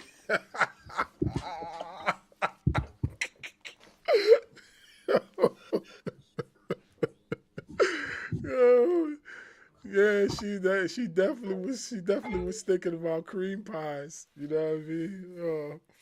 But yeah, shout out to Ugly Gang, Rayhan, Zay Vega, Jordan Hope. Yeah, man, well deserved. These guys are super dope. Super over everywhere they go, especially in Ashe. Justice for Ugly Gang. We want the titles. We want the tag titles on Ugly Gang. Hopefully we'll get it soon. They're doing their thing. Big shout outs to Rayhan too, because Rayhan is the Wrestling Evolution heavyweight champion. So big shout outs to him. Like, he's the heavyweight champion over Wrestling Evolution. So he doing his numbers too. And listen, I'ma say it again. Don't y'all be having these press conference and these media scrums and don't invite us. You supposed to invite us. I seen that press conference y'all had. You ain't even invite us. We were supposed to be there. How y'all gonna have these other content creators ask y'all all these questions and y'all don't have the #1 podcast on God's green earth to be asking y'all questions? What's up with that? We need to have a conversation. Rayhan, we need to talk, man. We need to talk. Jordan, you got the number. We need to talk. Zay, you know what I'm saying? Listen, we were supposed to be there. Next time y'all have a press conference, y'all need to call Ring Ropes and Turnbuckle podcast so we can be over there to ask them tough questions, because them questions they were asking y'all was basura. They was basura. They wasn't asking y'all nothing. We know. Listen, next time invite us. Invite us. And just so everybody is aware, you said that Rayhan is the Wrestling Evolution heavyweight champion. Let's not forget that Hustle and Flow, Zay and Jordan are the Wrestling Evolution tag team champions also. So Ugly Gang is over there running things at Wrestling Evolution. For sure. For sure. So all Ashe gotta do is make them double champions. That's all Ashe gotta do is make them double champions. That's all we want.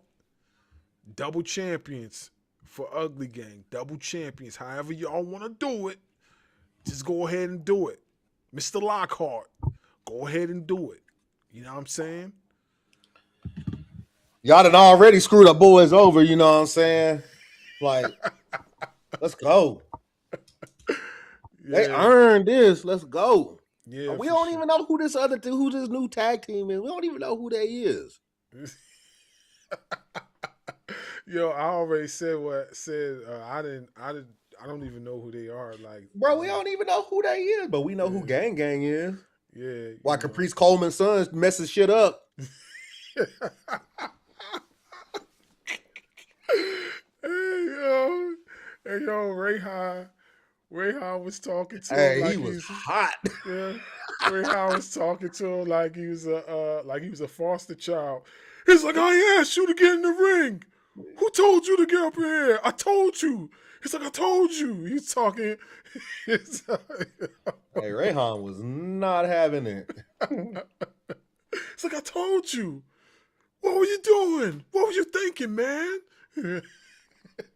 Homie was hot. Yeah. Hey, man. Hey, that's what happens. That's what happens when you don't invite Gang Gang. That's what happens. We were supposed to be in them interviews. It was supposed to be us. Supposed Yeah, to we be gotta us. talk. We gotta talk. Yeah, it was supposed to be We us. still love the Gang though. Yeah, yeah. But yeah. All jokes aside, shout out to Ugly Gang. You know, well deserved. You know, as you know, we're big fans of what they do. We're not only fans, we're supporters. You see it right here. You see it right here all day. We are official supporters.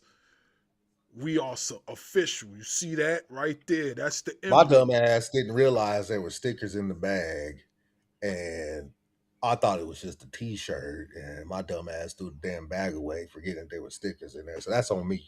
Yeah, yeah. We are supporters. We supporters. Like we definitely like want to see them flourish. You see that? Hey, untouchable. Untouchable Jordan Hope. You see that? You see, untouchable. Untouchable. You know what I'm saying? Hey, you want us to go even further? You want us to show our fandom? There we go again. There we go again. You see that? Yeah. Yeah, we not yeah, Hey, we ain't just talking, bruh. We ain't just talking. We do this. yeah, for sure.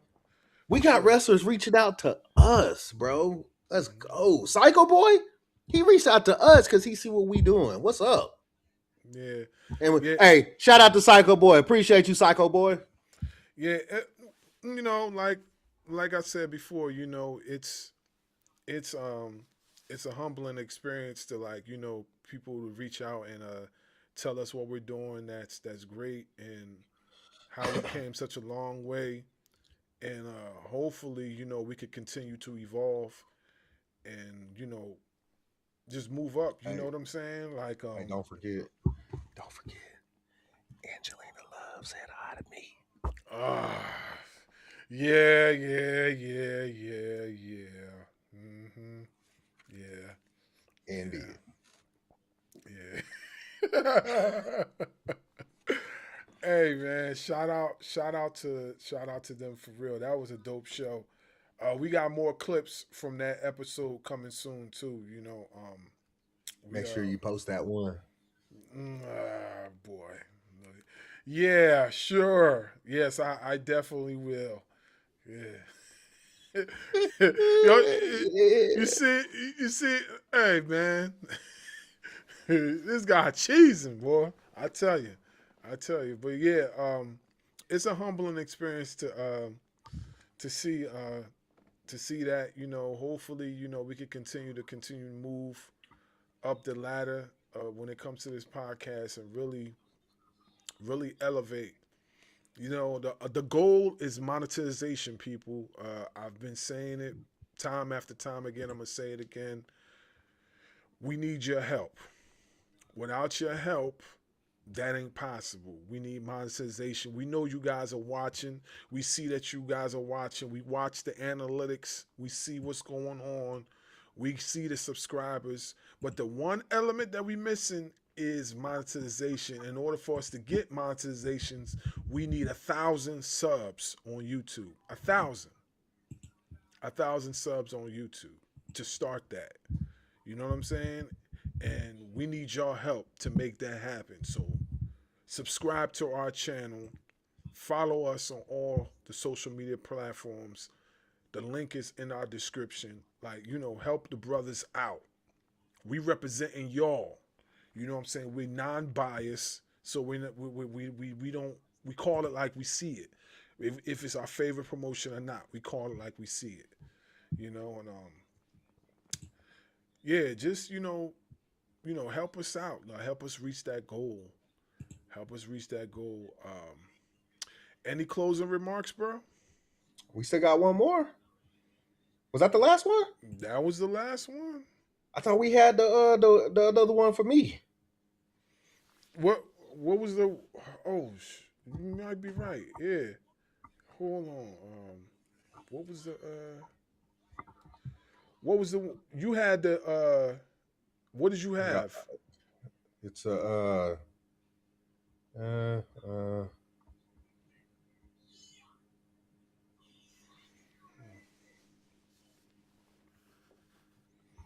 Because I probably didn't. So what I just sent you on top of the picture that I sent before the show, right when the show started, that one, I want to discuss that real quick. Also, before we close out, we also want to do a quick review of Mick Foley cutting ties with the WWE. But yeah, there's just a couple more things, and I think there was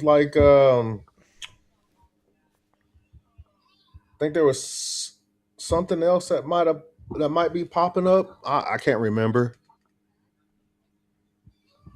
Okay. Yeah. All right.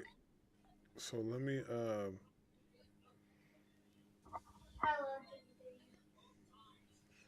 All right. Yeah, you're right. You're right. Hold on a second. Well, while he does what he needs to do for the rest of the show, I will go ahead and speak on the Mick Foley thing real quick. Good for him. Good for him. We need more people around this country. And I'm not typically a political person, but I see what's going on.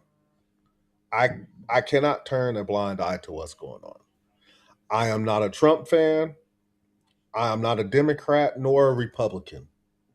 I am a independent. But I couldn't bring myself to vote for a guy like Donald Trump. And to see that there are people within the WWE, because we know the WWE likes them some Donald Trump.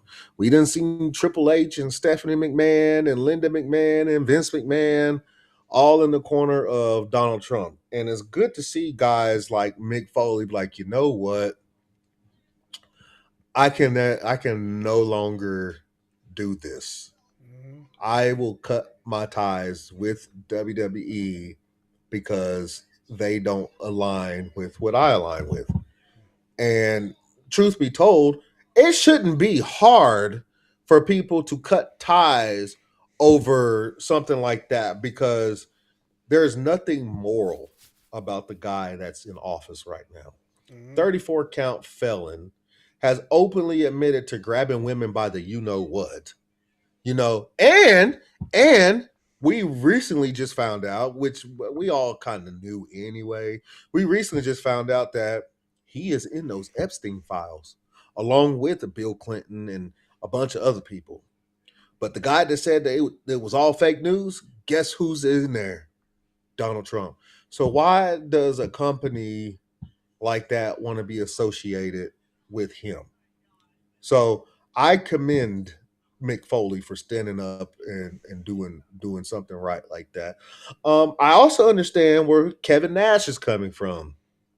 Kevin Nash also sides with Mick Foley, but he said he just can't see himself cutting ties with the WWE because he is such good friends with Triple H and Stephanie McMahon. I understand that. He said that, Triple H was there when his kids were born and, the whole part of the click stuff. So I completely get that. I really do.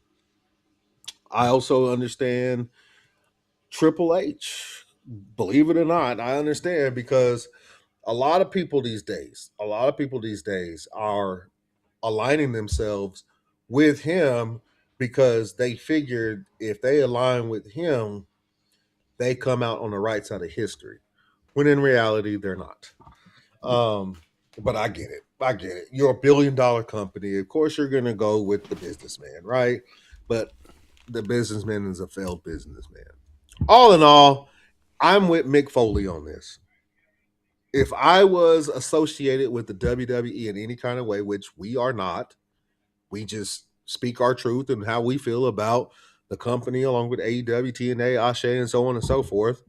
I would have cut ties just like Mick Foley did.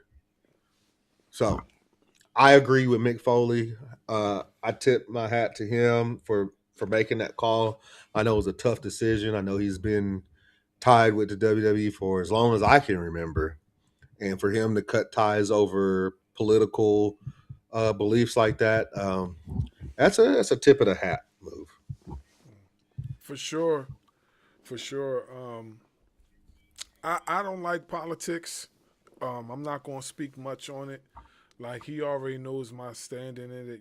Like, I just can't stand politics. I used to be heavy in politics as far as what was going on, but I just fell out with it, and I haven't turned back since. So that's where I stand with it. As far as the next award, the Ugly Gang kind of aroused our correspondent to a point where she's out of commission at the moment. She what?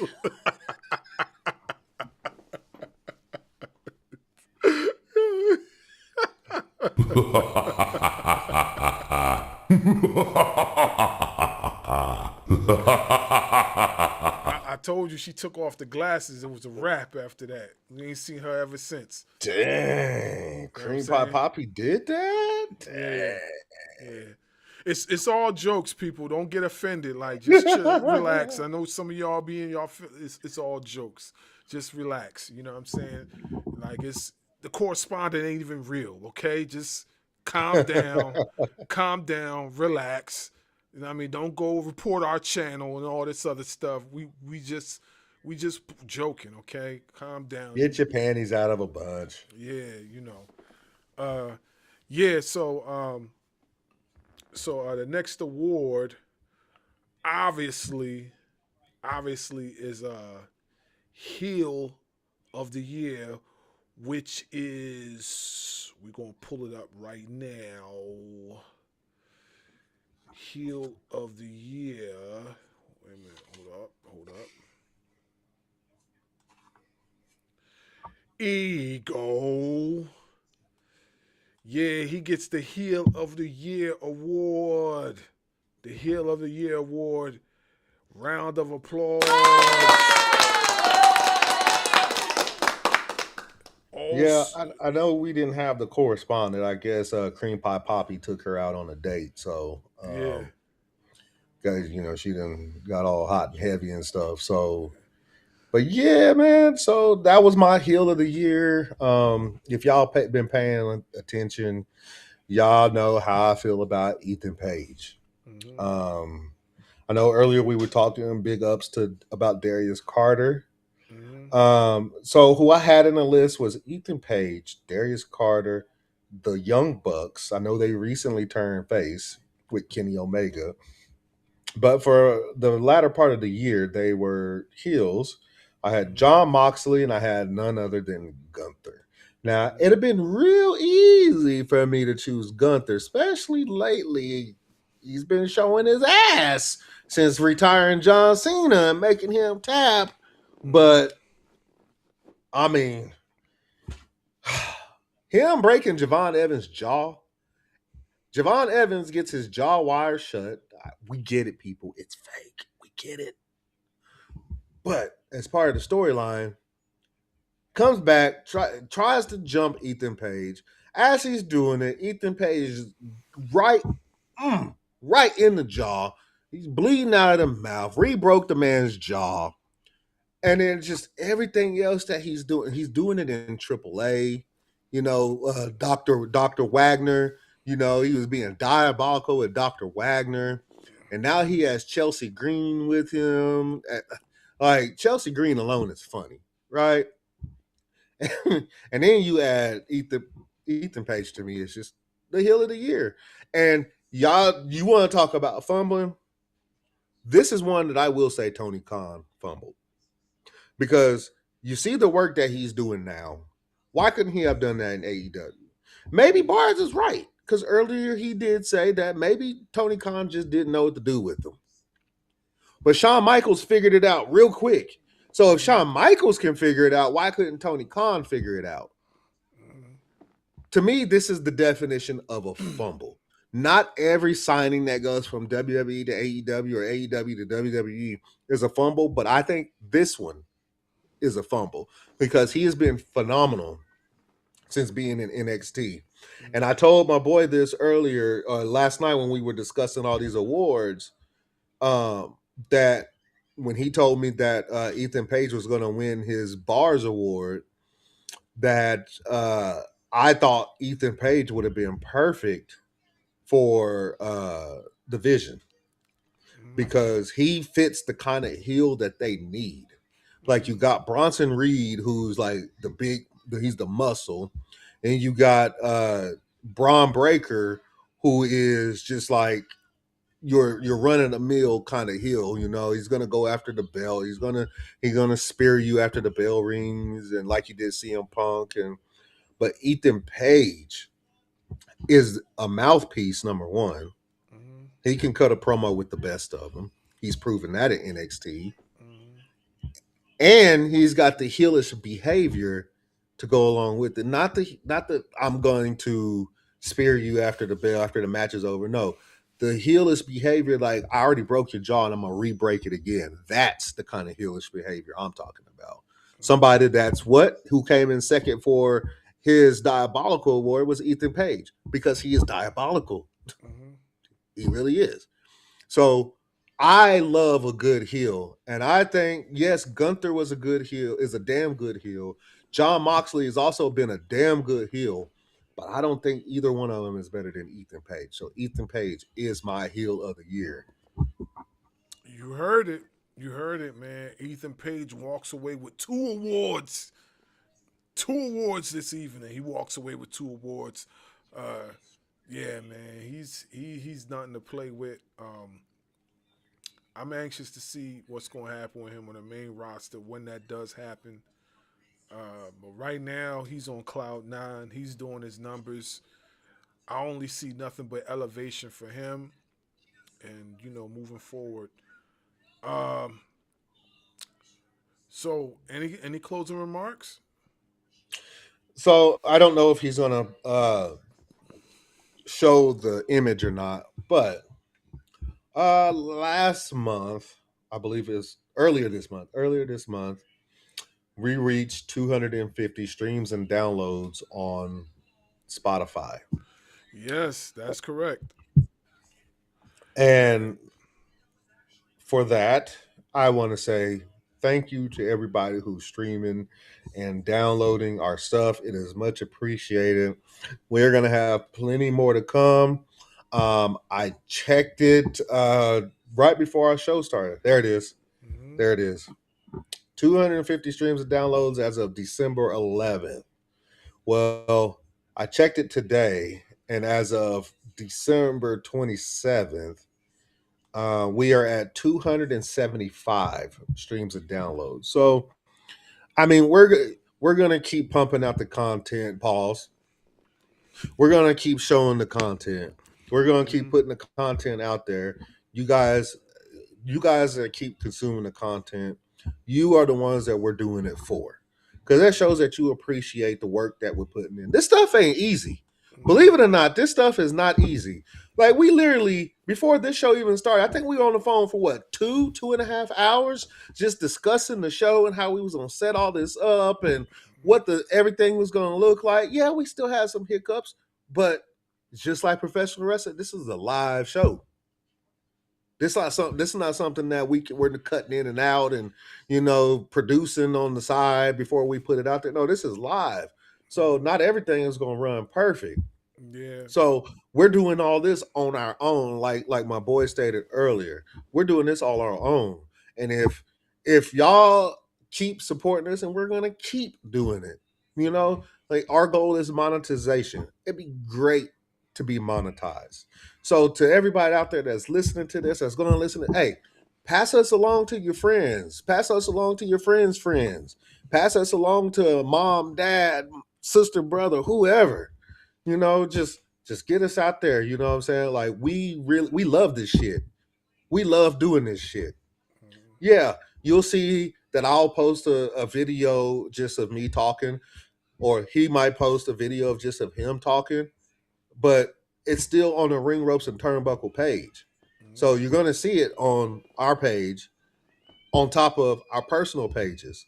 So just because you see that doesn't mean we're still not. No, we still do this. We love this shit. That's why we post some stuff outside of the podcast. Like the last video I posted was about Terrence Crawford retiring. We didn't talk about that. That's more up my alley. You know what I'm saying? If he wanted to talk about it, he was like, hey, let me get in on that. But he let me do my thing. You know what I'm saying? Like, I know for a fact some of you assholes out there got your panties in a bunch when I'll talk about the GOAT. Yeah. Yeah. Man. I got another one coming for you too. Yeah. Uh-huh. Y'all had nothing to say when he said Hakeem Olajuwon was his GOAT, but as soon as I said Michael Jordan was mine, y'all want to come at me.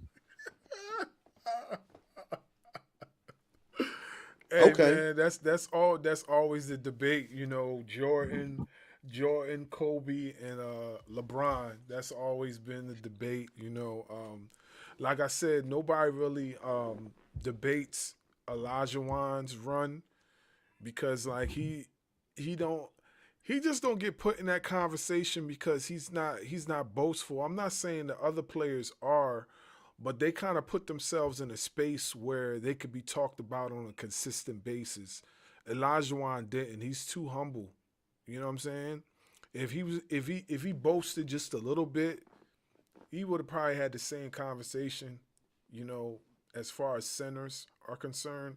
But if you talking about top 5 centers of all time, like Olajuwon's in that conversation, hands down. Top 5 centers of all time. Like you Olajuwon was cooking a lot of these dudes back in the day. He was cooking them. Ask Shaq. Shaq can tell you. Yep. Ask Ewing. Ewing will tell you too. Patrick Ewing, he'll tell you too. He was cooking a lot of jokers, But yeah, we're very appreciative of what's been going on with this podcast. Monetization is the goal. If we can get monetized, that means we can make money. We're being transparent with you guys. Like, we need that so we can continue to produce great content for you guys. This stuff doesn't come cheap. It costs money. You know what I'm saying? And we've spent some pennies. You know what I'm saying? And I mean that, sincerely. Like, we spent money, and in order for us to continue to evolve, we need monetization so we can make that money back and continue to produce great content for you guys. The only way we can do that is monetization. So help us out. We see you guys. You see you guys listening on Spotify and all the other pages and whatnot. So yeah, support us over on YouTube. Give us that subscribe, hit that subscribe button, hit that notification bell, and tune in with us, rock out with us. We got more interviews coming. We got more content dropping. Shout out to everybody that's been on the ride with us so far. We're humbly appreciative. You know, without y'all, this don't work. You know, it is what it is. This don't work without y'all. And like I said, more to come. And keep listening on Spotify because you get enough subscribers on Spotify. They also will monetize. So there's that too. Yeah. So there you go. And so will Linktree. So check out the Linktree. Get enough people coming flowing through a Linktree. Linktree will also monetize. So send everybody to the Linktree. That way they can subscribe to the Spotify. That way they can subscribe to the YouTube. Mm-hmm. Y'all got any questions? The email's on there. You can hit us up on Instagram. You can leave comments on the content that we're producing on YouTube. We'll get back to you. We're pretty good at going that because trust me, I've been getting after some of these dudes about my Jordan take. I ain't forget. Hey, yeah, you know, we definitely get back to you guys. We don't have you guys waiting too long as far as the emails and the comments and stuff like that. We definitely talk to you guys. You know, we got a lot of great things coming up, you know, for the year 2026. You know, y'all be on the lookout for that. A lot of things going on. But like I said, we appreciate you guys. Moving forward, we'll see you guys in the new year in just a few days. We'll see you guys in the new year. We got more shows coming up. We got more reviews coming up. We're actually behind on the reviews, but we're going to get it together. You know, we just got so much going on. The holidays are, you know, here. So, you know, we had so much going. You know, this ain't our only thing we do. You know, outside of this, we got to work. Outside of this, we got families. We got bills. We got things to take care of. That's why it's so important for us to get this monetization so we can be able to take care of more and take care of y'all as far as this content, you know. So if you like what we're doing, continue to support us. We appreciate it. So with that being said, wait a minute. Let's cut to the back. You know, they were kind of quiet for a bit, so we're going to cut to the back. Something's going on back there. Let's see what's going on. Gangsta. The time for talking is over.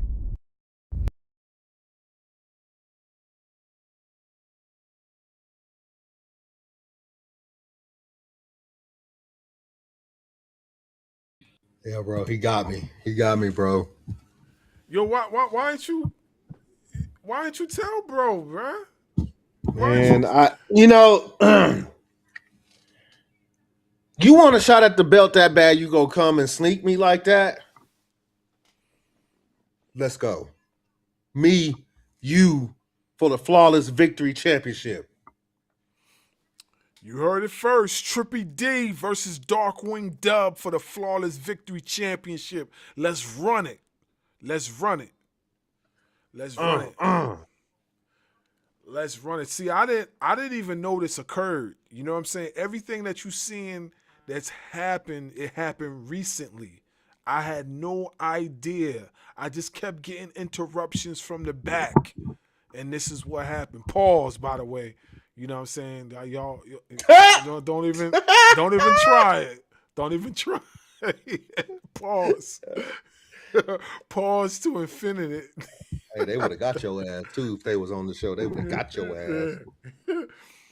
But yeah, I had no idea this was going on. So it just lets me know now that I'm my brother's keeper, and I got, you know, we got some business to handle. Let's just put it like that.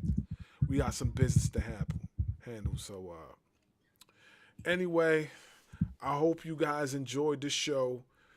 We'll be back with y'all on the new year, and also, like we said, we got some more episodes coming on the way, more reviews coming this way.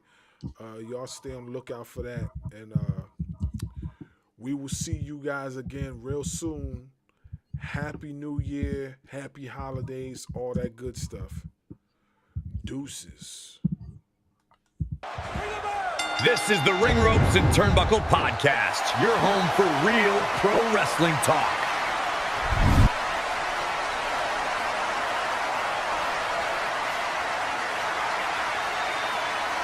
Make sure you hit that subscribe button. Yeah, we the champs. Thanks for listening. We gone.